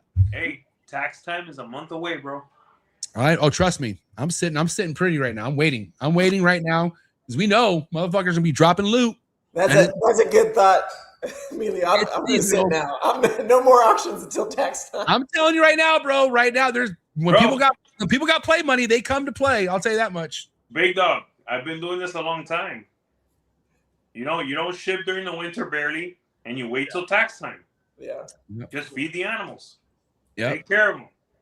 That's it. And this right now, this time of year is tough because people don't know what to do with themselves. Like, there's no shipping. You shouldn't really be selling anything because people ain't got that tax money yet. Like, we just got done with the New Year's, okay, Christmas, all that shit, people going on vacation. So the whole fucking spending money on snakes isn't a priority right now. But when that government check hits, dude, all right, it's on. And we all know that's what we're waiting for. And that usually goes from what I can tell, Emilio, correct me if I'm wrong, but those sales kind of stay hot from spring to the end of summer. Even going into the winter before Christmas comes again, but that's your seasonal money spending fucking months right there, spring to summer, dude. Yeah, when the production starts in August, that's when shit takes off again. You know, beginning of summer, you know, kids are out of school, people are a little tighter, spending more on groceries, summer camp, vacations, you know, and then August hits. Bam, new production, people waiting on new stuff. It's on like Donkey Kong. That every year is the same stuff. Same thing, you know? And the last thing you want once this money season happens is saturated projects. You don't want shit that people are looking at 100 different versions of. And it's like, whoa, why do I want to spend? Like, where's the need for this when there's over 100 on Morph Market right now? Shit better look good. It better look good. It better be something eye-appealing, but also, dude, you just got to know what people want. And that's not easy to do. I'll tell you what, if you're 1-2 years into this, how are you going to know what people want when you've only been here for a year or two? It doesn't happen like that. You got to get trained. Like, it takes years to really understand the market and know what the fuck people are going to want in the next 4 or 5 years. Not easy. I'm telling you right now, man, I used to laugh at ball pythons because how easy it was, because this was pre-COVID and COVID, when you could just put it on Instagram and it sold. Those days are gone. I'll tell you that much. It's just not that easy. This is straight chess, not checkers now, you know? But also why I feel like that's going to help the ball python game. It is. Everything's leveling out right now. You got to understand, we talk about this all the time. We're still kind of, we're still going off COVID effects where it's going to now kind of teeter like this and it's going to be even. And I don't know. I think we're like 2 years or a year away from that. What do you think, Big E? Like, when do you feel like things will feel like normal again? If it ever will, I don't know. I mean, I don't have a good answer. I feel like supply will continue to go down. People adjust, and there's a lot of people that just will not be happy selling the animals for what they're selling them for, the amount of work. Some people will continue to drop out. Yeah, I mean, we can see stuff kind of get a little better for sure. But I think, I mean, I hate to say it. I mean, like, I feel like this is where we are. This is where we're going to be for a bit. Yeah, I think a lot of what's going on in our culture and context is going to play in. Like, I feel like collectibles in general and hobbies, and ours is part of that, is going to go up as more people have more time because of AI impact and everything, all their jobs and stuff like that. They're going to have to figure out how to make money. So they will have to figure out how to make money. But it's just like in COVID, when people actually had time to sit at home and do all that, I think that's when everything exploded. And I think because I'm seeing it with sneakers, I'm seeing it with sports cards. I'm seeing like the amount of like a sports card when I was a kid, $1,000 Jordan, that was a ton of money, right? Yeah.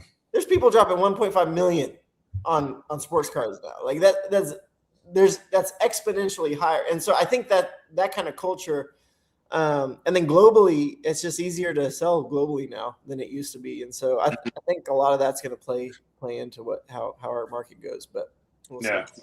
Yeah, we're talking about markets that aren't even in this country either. Like, dude, we have potential all around the world. Like, again, far-fetched, but if China opens up, bro, hello. Yeah. We still have a lot of time to be the production epicenter for emerging markets. Yeah. I think that could be a huge opportunity. Mexico, China, other parts of Asia. Yeah. Japan, dude. Japan's on another level. Yeah. Think about it. Like in Asia, it costs so much to have a house with any kind of land, right? So what kind of pets can you actually have? Reptiles, because they can sit in your apartment. Right. Yeah. And so that's why I think it's doing so well over there. They have a ton of crested geckos and colubrids, smaller colubrids. Right. We need to get them into ball pythons as well. Which is happening for sure. Yeah. So. Yeah, definitely. And again, America is the mecca for that shit right now. Ball pythons wise, chondro wise for sure. And other species, dude, like we hold the championship belt for that, So, dude, guys, I get messages from people in Libya, Somalia, Middle Eastern countries all the time. It's dude, they're really watching what we're doing. Yeah. Yep. Yep. And those are cultures that don't normally, care about culturally, they're not going to be looking at reptiles, but it's growing, it's changing. It's changing. Yeah. Well, think about America in the 90s, right? People were fucking not that Americans aren't still terrified of snakes, but this wasn't what it was in the 90s or the early 2000s. But until social media hit where everyone's eyes are on their phone, now they like it. You know what I'm saying? You see the Kardashians, you see all these fucking Hollywood stars getting into reptiles now. Like, and thankfully, they do talk about it, but that's just the beginning of it. And again, we're talking once the other countries around the world tap into this, dude, we don't know what the true potential is. We might have not seen shit yet. You know what I'm saying? So we just don't know. But then again, like at the end of the day, we're working with animals we love. That's the coolest part. Like, regardless of what's happening in the market, do you love your animals? My answer is yes. Yeah. I love my animals. And so, the thing is trying to figure things out as we go along. And that's all I've been doing since I get into the reptile world. I figure shit out. Yeah. And just like you, Robbie, you figured shit out. Emilio, 20 plus years figuring shit out.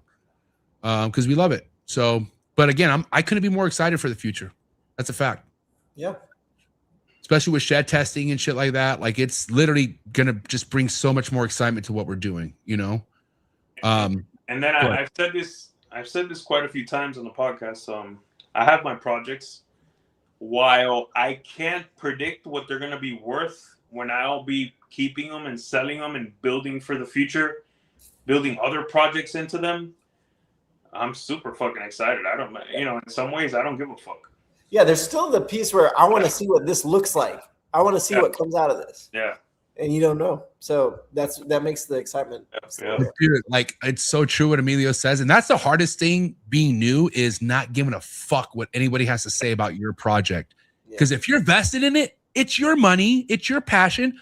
Fuck everyone else, dude. If you believe in it. Now, mind you, like, I listened to Emilio about pinstripe. You got to be open-minded. You got to, like, okay, this guy's trying to tell me something, and listen and either take the advice or don't take the advice. But keep your ears open. You know what I mean? Have you seen lately? There's been some crazy pinstripe combos coming out. Oh, don't tell me that right now. Don't tell me that right now. Right. I like pinstripe clown as a base. That's one of my favorite pinstripe combos. But there's some pinstripe kryptons that I've been seeing lately that I was like, man, those look nice. So I don't have any pinstripe though. So. Oh, okay. Sure.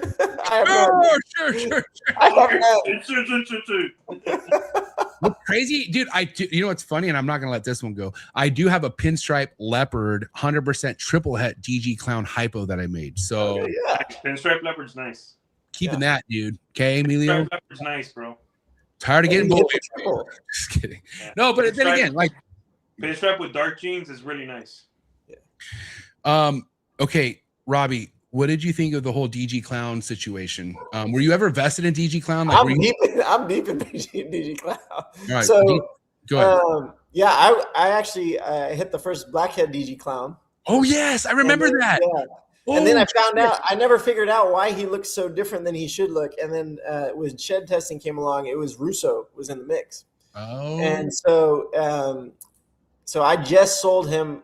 Probably shouldn't have, because I probably could have kept him one more season. But I sent him to I sold him to Timmy at Butte Balls. So he has lots of DG Clown females he can put him to. But so yeah, that dropped. But you're still. I mean, I have a lot of different genes in mind that look really cool. I like it a lot, and so I don't mind. Yeah, the base is gone from whatever it was, 10 grand down to $400, $500. But that's what most genes do, right?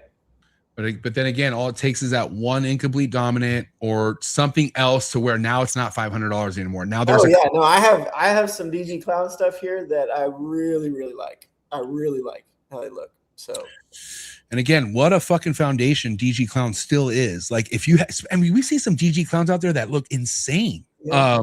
But again, if you're one of those, don't sell it for 500. Keep that shit and just and use it as a fucking concrete platform. Build off of it. And again, that just takes time. I feel like when somebody's mind isn't in the future, if you're not thinking 5-6 years down the road, you're going to struggle. Like if you're so concerned about this year, when you should have been worried about this year 5 years ago, you're going to struggle, dude. This year's already too late. Like if you're already concerned about what's going to happen in 2026, it's here. It's too late. You should be thinking about next year, the year after, the year after, the year after, because that's kind of what this, if you really want to know how to stay ahead in the ball python game, your mindset needs to stay ahead constantly. And that's kind of exhausting if you think about it. It's like, it's really hard to just enjoy the moment sometimes because it's too late. Well, because you're staying up at night for 3 hours thinking about, okay, if I do this year, then I can do that next year. And then maybe that'll go the following year. I mean, it gets really confusing. And, you know, if you have to figure out your ways of tracking everything and then staying on a project, and then something else pops out and you've got to readjust. You got to swivel and make a pivot and go a different direction. So yeah, and you got to have multiple pots cooking on the burner, man. Like, and that's another hard thing because you get people who come in and they drop thousands on Sunset, which is cool, but like, what else other than Sunset? Like, what else do you have going on? Because when you hit that one Sunset combo, cool, man. 1 week later, nobody gives a fuck. What's next? You know what I mean? And you just got to have multiple things really rolling at once. Again, it takes a lot of money. It takes a lot of time, dude. And there's not even a guarantee, dude. It's really not. Like I said, these triple double recessives are hard to hit. They're not easy, especially with the incomplete dominance in the mix, especially with shed testing and you thought you hit it and you didn't. I hate to say, you know, this is what everyone says about investing and, you know, money, but I'm going to use it for the animals. You can't put your eggs all in one basket, right? Yeah. Oh, dude. No, you can't. And also, too, man, like you gotta want it for yourself, right? Like it has to be something you visually just see yourself hitting, and you don't care what the noise is, you don't care what morph market prices are, you're gonna hit it. And if you are, I feel like if you're really focused on a project and you hit it, you're gonna hit a very good version of it. Like I feel like if you buy smart, you buy the right lines, you buy the best that you can bet, the best of the best that you can buy, and you hit it, you're gonna stand out. You will stand out. Yeah. But there's no timeline, dude. Like, yeah, cool. We can shoot for 2 years, but okay, we don't know what's gonna happen in the next 2 years. Like Emilio says, that's really tough to predict the market. It's hard to tell what your project's gonna be in 4 years, 3 years. Oh yeah. Yeah. Because I mean, we don't know everyone who's working what. Like, you don't know who's working it already, and that's what's crazy is you think you're ahead of something, and then Justin posted something. You're like, what the fuck? I quit. No, but again, let me tell you, there's an amazing Netflix coming. I'm sure. Yeah, this week he hit a triple recessive with another head in it. So you're talking about and it's a boy. Wow. So he's right there to hitting a quad. Yeah. With badass fucking genes. Like every gene should be there. How do you know? How do you have this intel? What's going on? You and Justin speaking privately, or he showed you? Yeah. Fucker, tell me more. I can't. You know. Okay. Do you tell me what it's het for? Head exanthic. Okay. Oh, damn. Yeah. That's exciting. Yeah. A quad, possible quad with exantic in the mix. It's a triple with the head. Yeah, right. But I'm saying the possibilities. And it's a boy. Oh. Yeah. Oh my God. Yeah, Quick turnaround. Hey, Robbie, I like to ask people this because not everyone, like myself, I was slow to this part of the game, but getting your males quick to size. Are you good at that? Yeah. So the last 2 seasons, I've been really hearing how people are pushing their animals. Yeah. Which, I mean, and this is a solid guy who told me, he just said, it is what it is. I mean, in this game, this is what you have to do if you're going to compete. I mean, in this industry. So this past season, and I've always had really good, I mean, it's gone well for me at once a week, which there are a lot of people who would argue that even once a week is probably too much. But it's always gone well for me at once a week, and I've had good males that'll grow quick. Like that original blackhead DG clown male, he was up to size in like 7 months and breeding, and I only fed him once a week. But seeing what's going on, I'm basically right now with my males, and all these are male holdbacks, most of them. And anytime I see them at the front of the tub, they're getting something. Now that I have rodents on hand, yeah, it's different when you have those available. Yeah, and so they are getting a pup. Now they're not as big a meal. Sometimes I'll feed them a big meal and then wait, But I'm hearing people feeding 2-3 times a week, which, I mean, I understand you got to get them up to size. I do. It's kind of in me is like, should I do this? Is it healthy for the animal? But I need them up to size. I have this female that's ready, and I want this male with that female. And so, and I'm worried, I have put some small males in with females, not with a whole bunch of, I mean, it hasn't worked great, but so I am probably pushing them more than even what I would have done a couple of years ago.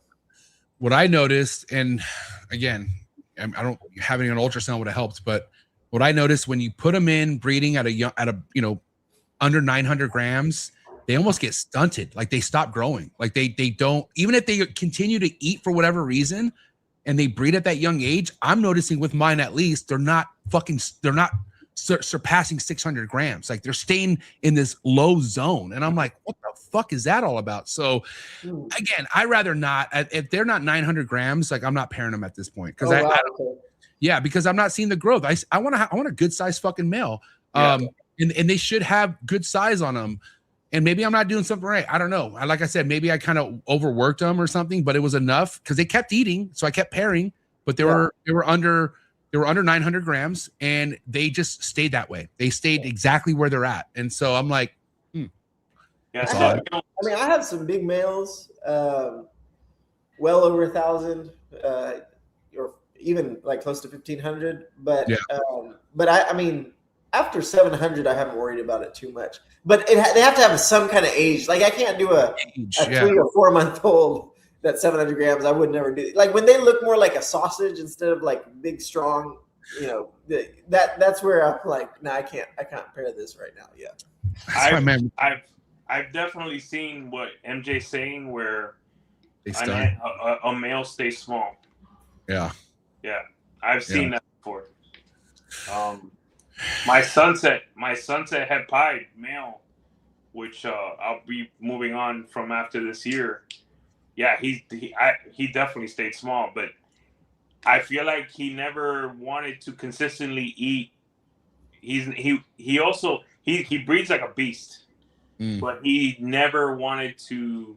He never ate to grow. Yeah, there are males like that as well, that they'll just stay small. Yeah. So. Yeah, that's also true too. He doesn't take off. Yeah. He doesn't consistently. He doesn't want a meal consistently for some reason. Yeah. So, yeah. What's funny is like, I know there's females that get bigger than others, but I don't have an issue with the females getting big. Like I get all my females over 1,400 grams just by feeding once a week. You know what I mean? And it takes like about 2 years. Dude, I've heard motherfuckers getting their females to 2,000 grams in less than 2 years. And I'm like, what the fuck? Like, again, props, but I'm good. Like that just sounds so much work. And I don't know. I just don't want to be on top of feeding that much. Yeah, that's a lot of work. And that's expensive too. It's expensive too. Yeah. And what's funny? I mean, it's likely not super healthy for the snake. I mean, I don't know, man. You could be right, but these fucking ball pythons are like German tanks, bro. Like these things, you could breed twice in a year. Like, you know, the feet, like which you could push these things to the next level and they're still going to be here for 30 years. Do that with a chondro, watch what happens. It's not going to, that thing's non-existing. Ball pythons are just a different fucking animal, man. Like they are the most sturdiest one out of all pythons. I think ball pythons for sure. Like you got to be a real neglected dickhead to kill a ball python. Like it takes I talked to a buddy. Well, not a buddy. I guess a competitor. He's pretty cool. And he's been doing this a long time, and he's had a lot of production. He says to me simply, "Dude, once a ball python reaches 300 grams, it's like MJ said. That thing's a tank. It's not going anywhere." Yeah. You know, and especially if it's in a timely fashion. If a ball python gets to 300 grams in a timely fashion, meaning that it was fed correctly and not maintenance fed, that thing it's a tank. Oh. Yeah. So do you ever feel like, Robbie, there's a point where you need a maintenance feed any of your snakes? Like maybe some shouldn't get as much food as others. Do you ever feel like that is a necessary thing for you? It has not been, and sometimes I feel like I feed even the ones that I sell. I probably feed too much. But no, I I don't have a big collection, so it doesn't affect me much, and there's still the animal lover in me. It's difficult to purposely do something like that, I think. Yeah, of course I don't maintenance feed, but I didn't think of that. Like, hey, I'm feeding you, not you. Sorry. Like, that's a dick fucking move. I mean, I've done that if I know there's some in shed, then I'm like, okay, I don't need to try to feed that because I'm low on rats this week. So I'm gonna make sure the ones that have a better chance of feeding, they're gonna get food first. But yeah, I've seen some pretty bad examples of maintenance feeding, several years old and still 150 grams, 200 grams. You're like, what? I don't know why you have this snake. So I think it's about fairness. Like, when I have clear tubs. I can see all the animals wanting food. Yeah. In all fairness I feel bad when I leave animals without eating. Yeah. Yeah. They look at you like, okay, what the fuck? It's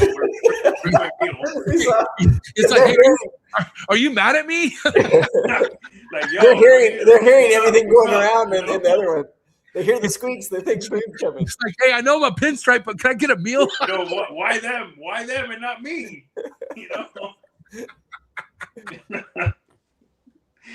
Oh shit. I will say, even my pinstripes eat good. Okay, they all eat good in this house. I'll tell you that much. But yeah, too. Again, like, this is one thing, right? But when you post an animal, that's what I don't understand. You post an animal that's 2 years or something old, and it's under 300 grams. Like, do people pay attention to that? Obviously, it's been a hot topic for like over a year now. Like, people cannot believe that they go to MORPH market, see someone posting an animal that was even like some of these proven breeders are like 600 grams. And you're like, how is this female? How did this female ever produce for you when it's 600 grams? Well, I have, so most expensive snake I ever purchased. Shouldn't have done it, of course, because it was a certain age and it was 180 grams. I was like, oh, I'll get it up to size. It's been a horrible eater its whole life. It gave me 2 eggs. After it laid, it weighed under 700 grams. I don't know. Like, I just decided to ultrasound her one day because she ate a mouse, and I was like, "Oh, she actually ate. I wonder if she's growing something." She ate 4 mice and then laid, and then I think she's now, because she started eating a little bit better, and then anytime she starts building, she starts hammering food, and she's probably about 800, and she's about to go again. So you never know, but. Of course, I mean, the only reason I've stuck with her is because she was the most expensive snake that I ever purchased. So. What is she? She, at that time, she was one of 2 super blackhead clowns at the time that I got her. So, damn, bro, I have to ask you this because I've heard this quite a few times, and then some people don't go through it. But bro, I've heard of a lot of blackheads being rough eaters. Yeah. So I have a lot of blackhead. I have a lot of blackhead in my collection. I would say maybe 15% have been difficult, but not to get them started. They'll get to like 1,000 grams, and then it's a little bit more difficult. Oh, okay. Yeah. But but most of any combos, blackhead combos, and I have super blackhead stuff. But if they're in like DG or Pied or something like that, they do great. Like I have some males that are probably close to 700 grams here, and they're only 6 months old, and they're blackhead. Yeah, I'll tell you what, blackhead. I don't mean to cut you off, Mila, but blackhead was one genetic that I don't give a fuck what the price was in the market. I'm working it like that, and seeing stuff that you made, like you made me a huge blackhead believer. Especially going to super form and stuff like that. That is just it's powerful. I still really like it. I Yeah. still really like it after everything. We're It's one of those genes that I have to be careful that if I see a blackhead clown female for like $200 now, I got to be careful not to go ahead and buy it. Yeah, just because I really like blackhead a lot. No, I was gonna bring up that the maintenance feeders out there. In my chat, they sent an animal from someone I don't even want to mention again because I might even get a letter one day. Bro, this was a white lace head clown female, a 2023. Bro, how much do you think it weighed? 2023 is 3 years old. It should be 1,800 grams. 235 grams. But for real, or they just hadn't updated it? They don't update, bro. They have thousands of animals. That's the weight. Maybe it could be 30 to 40 grams off, maybe 50 grams off. But see, that type of animal then is useless for a breeder. Like it's never gonna get. But they don't understand that. And when you message them, they'll be like, "Oh, we have thousands of animals. That's just what it is." No, see, sorry. Then the only animal, the only person that could ever benefit from an animal like that is someone who wants a pet, which is fine. They'll never sell it. But that gene, I mean, that kind of gene-packed animal needs to be a breeder. But that's why we continuously talk about it on the podcast, because they're preying on people that don't know any better. Yeah. And will buy that animal and fail, thinking, "Oh man, I'm getting a deal," or whatever. They don't know. They don't know that that animal's stunted for life, and it's always gonna go on long fast. It's because it's gonna be like, what the fuck's going on? This person's what's all this food? The animals, it can't deal with that. Yeah. So their whole digestive system probably doesn't work the way it needs to. Yeah. I didn't hear that. Robbie, say it again. The whole what? The whole digestive system probably isn't developed enough to work the way that it needs to at that point. Yeah. On that topic, man, like I know we kind of talked about like red flag morphs, but like you did say in the beginning of this, you did let go of snakes you didn't want to let go of. That wasn't projects, right? That was just those specific snakes that in projects you're still working, or the projects I'm still working, I sold them. Oh, really? Okay. Which I shouldn't have done. Yeah, just when I was, when I was thinking about getting out, and then, I mean, but they're going to people I know, and I know I could probably get something off of them. I had, and they're not ball pythons, but I had some pygmy pythons, 1.3 pygmy pythons. They're never available, and I sold it. I was really regretting that.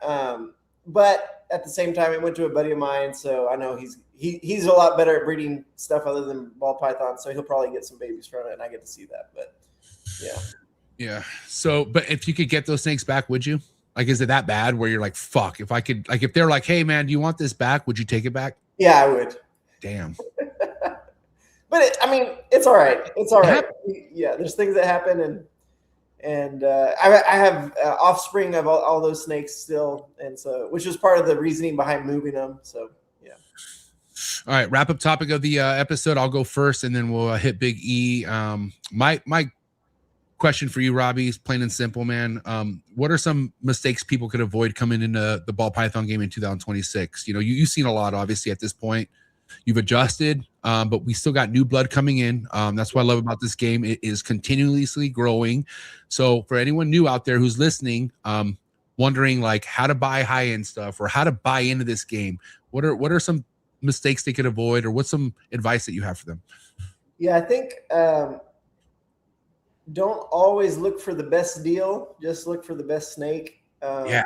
Wow. You know, have vision. And I think where that comes from, it doesn't have to be like a personal mentor, but you know, getting on some of the Patreon groups is super helpful. I haven't been able to be on a whole bunch, but I've been on wheels at RCRs for a long time, and it's just been, I'm not as, you know, involved with it, but it's been super, super helpful for me to read through what other guys are going through. I have connected with some of the guys on there, and so that would probably, and then the other side is make sure, and you guys have said this a bunch of times, but you know, making sure you have a rodent plug, some way to get the rodents needed, because it's such a pain if you don't have consistent rodents. You can't produce the way that you need to produce if you can't have your rodents. So whether it's buying or you have your own. And I know there's some guys that on a large scale buy consistently and it works for them, but yeah.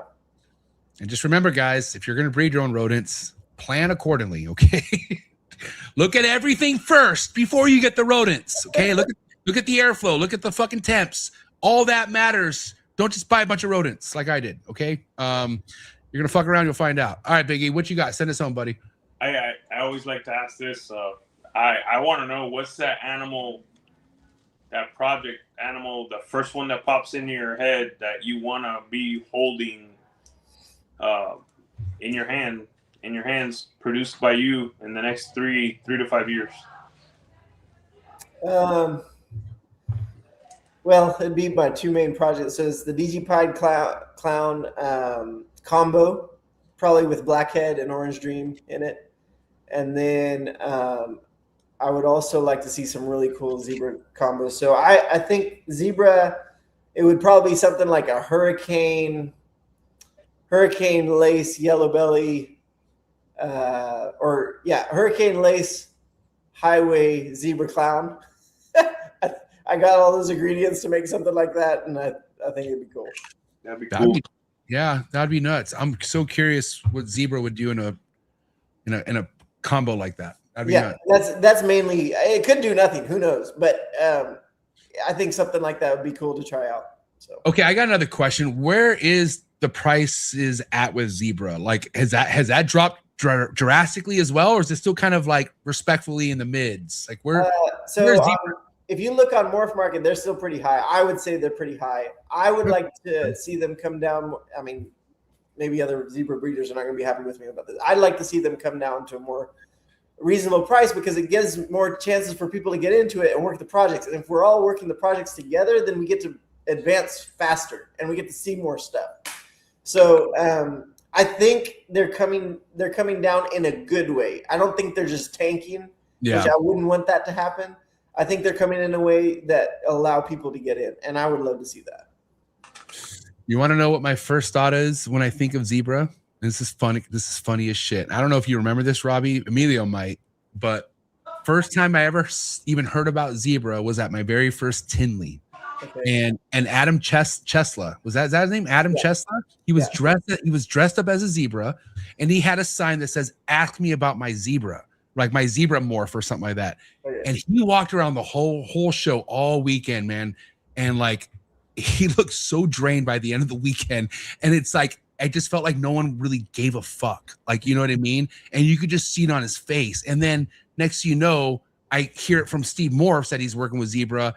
And I feel like it's only gone up. I feel like the thing with zebra, it's only getting better with time.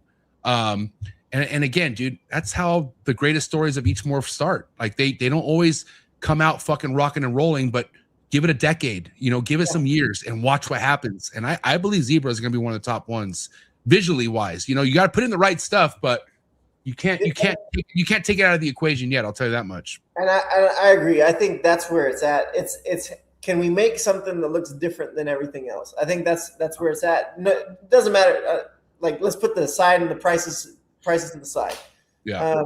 Can we make something that looks a little bit different? And I hope that zebra can do that. So yeah. Yeah, and just if you like something that much, dude, don't give up. You know, nothing's worse than quitting. I'll tell you that right now. Because once you quit, it's it. It's over. So don't make it over. It ain't over till it's over. You know what I mean? So good shit. Emilio, do you have anything for him? Hot seat questions. Emilio has some crazy fucking things that he put out of his pocket. But today I came up with some quick ones. I didn't have a ton of time to get ready. Right. But this time you go first, and then I'll say one hot seat question for him. All so right. you go first. This is pretty simple, but it would be cool to see what you think. You have to pick one of two options. Obviously, I think we did this before, but if I asked you DG or puzzle, or DG puzzle or hypo puzzle, what are you picking? DG puzzle. Okay. Ooh. TG clown, true ghost clown, or DG exantic clown. That one, I think I'm going True Ghost Clown, just because everybody else is working DG exantic clown. Yeah, and you want a blue snake, so True Ghost all day. Hey, I think the blue you can get with redhead.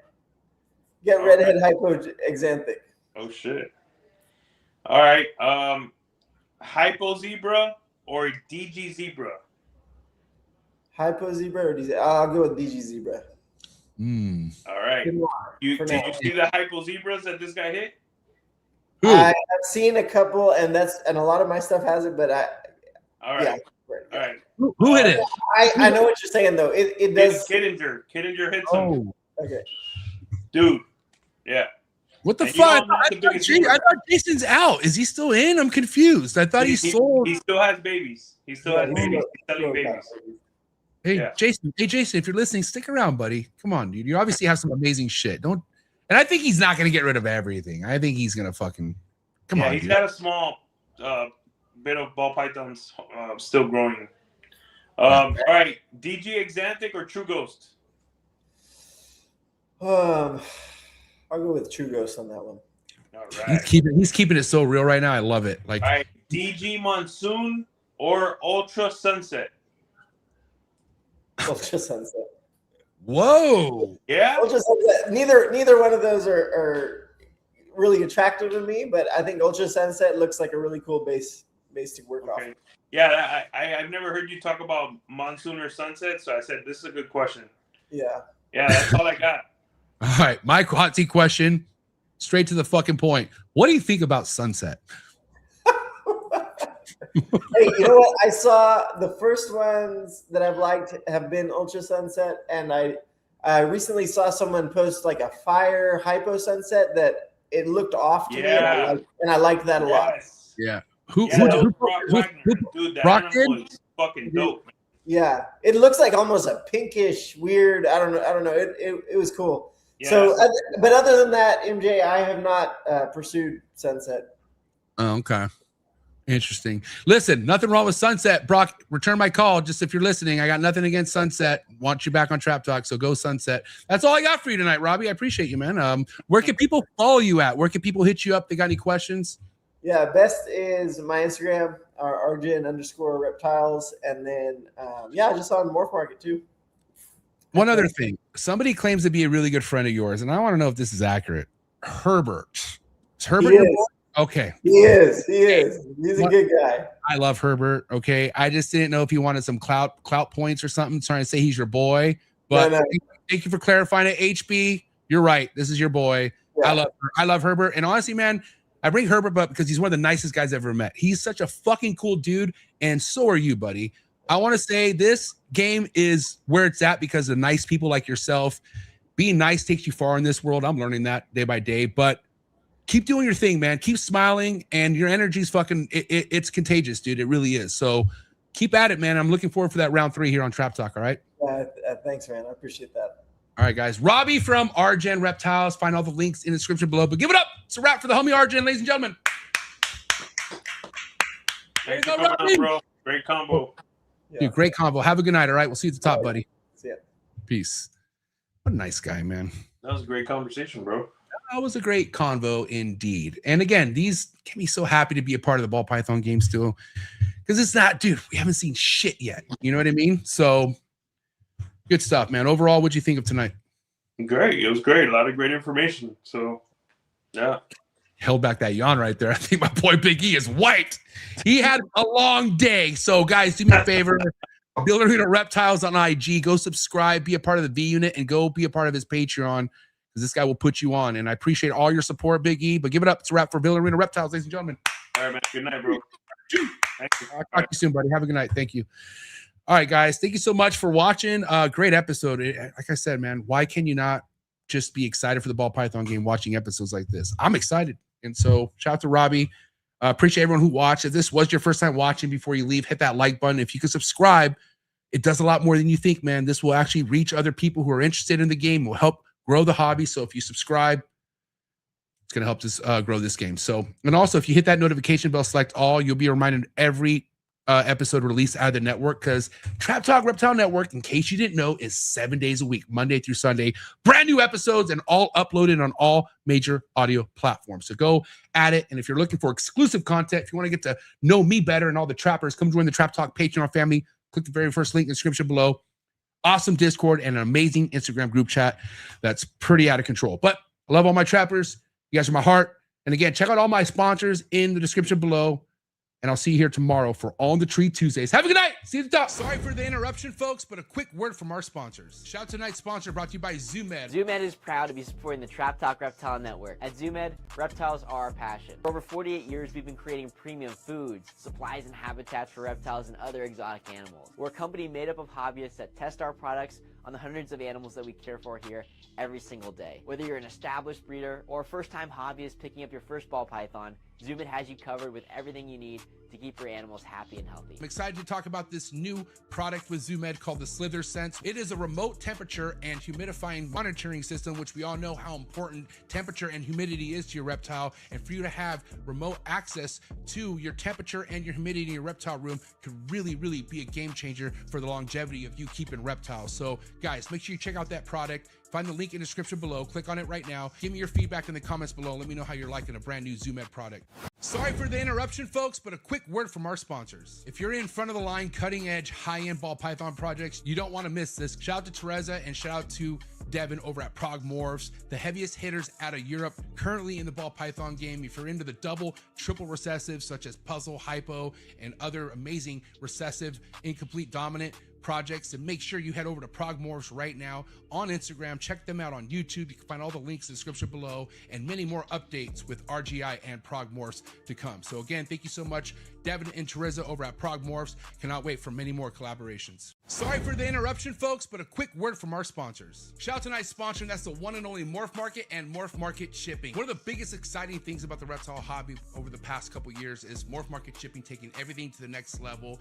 Anything as far as reptile purchasing or selling needs can all be done on MORPH Market's website. So I highly suggest you go check it out, especially if you're in the market of purchasing your first, second, or third, or fourth reptile. You can find a bunch of legitimate breeders on MORPH Market's platforms. They stand very tall on representing the best breeders we have in the hobby. So don't look anywhere else when it comes to looking for your new reptile. Not to mention, if you're looking for aquatics or your next plant, MORPH Market's a spot for you as well. Make sure you head over to morphmarket.com. And the best thing about MORPH Market's platform, you could ship directly from their website with MORPH Market Shipping. MORPH Market Shipping has saved this hobby millions of dollars as a whole. I myself saved thousands with MORPH Market Shipping last year due to their insanely cheap rates. So definitely go take advantage of these rates on top of the amazing customer service that comes along with MORPH Market Shipping. Shout out to Darian and Zach, and shout out to the entire MORPH Market team. So proud to be a part of this team. Thank you so much for MORPH Market Shipping and MORPH Market. So excited to announce this partnership, and so excited to announce new MORPH Market features that are going to be hitting the reptile hobby real soon, like live sales on MORPH Market. Thank you so much, MORPH Market and MORPH Market Shipping. Sorry for the interruption, folks, but a quick word from our sponsors. Shout out to tonight's sponsor, and that is Jersey Guys Balls, father-son duo who are just slaying it in the ball python game. If you're into sunset, if you're into monsoon, if you're into puzzle, this is the page you should be following on Instagram right now. Jersey Guys Balls are invested in some of the highest and most exciting projects in the ball python game today, such as Tornado and many other genes like Cosmos. So again, make sure you go check them out on Instagram. You can also follow them on YouTube, and definitely go give them a follow on MORPH Market. You can find all the links in the description below. And again, thank you so much, Brett, and thank you, John, over at Jersey Guys Balls. Sorry for the interruption, folks, but a quick word from our sponsors.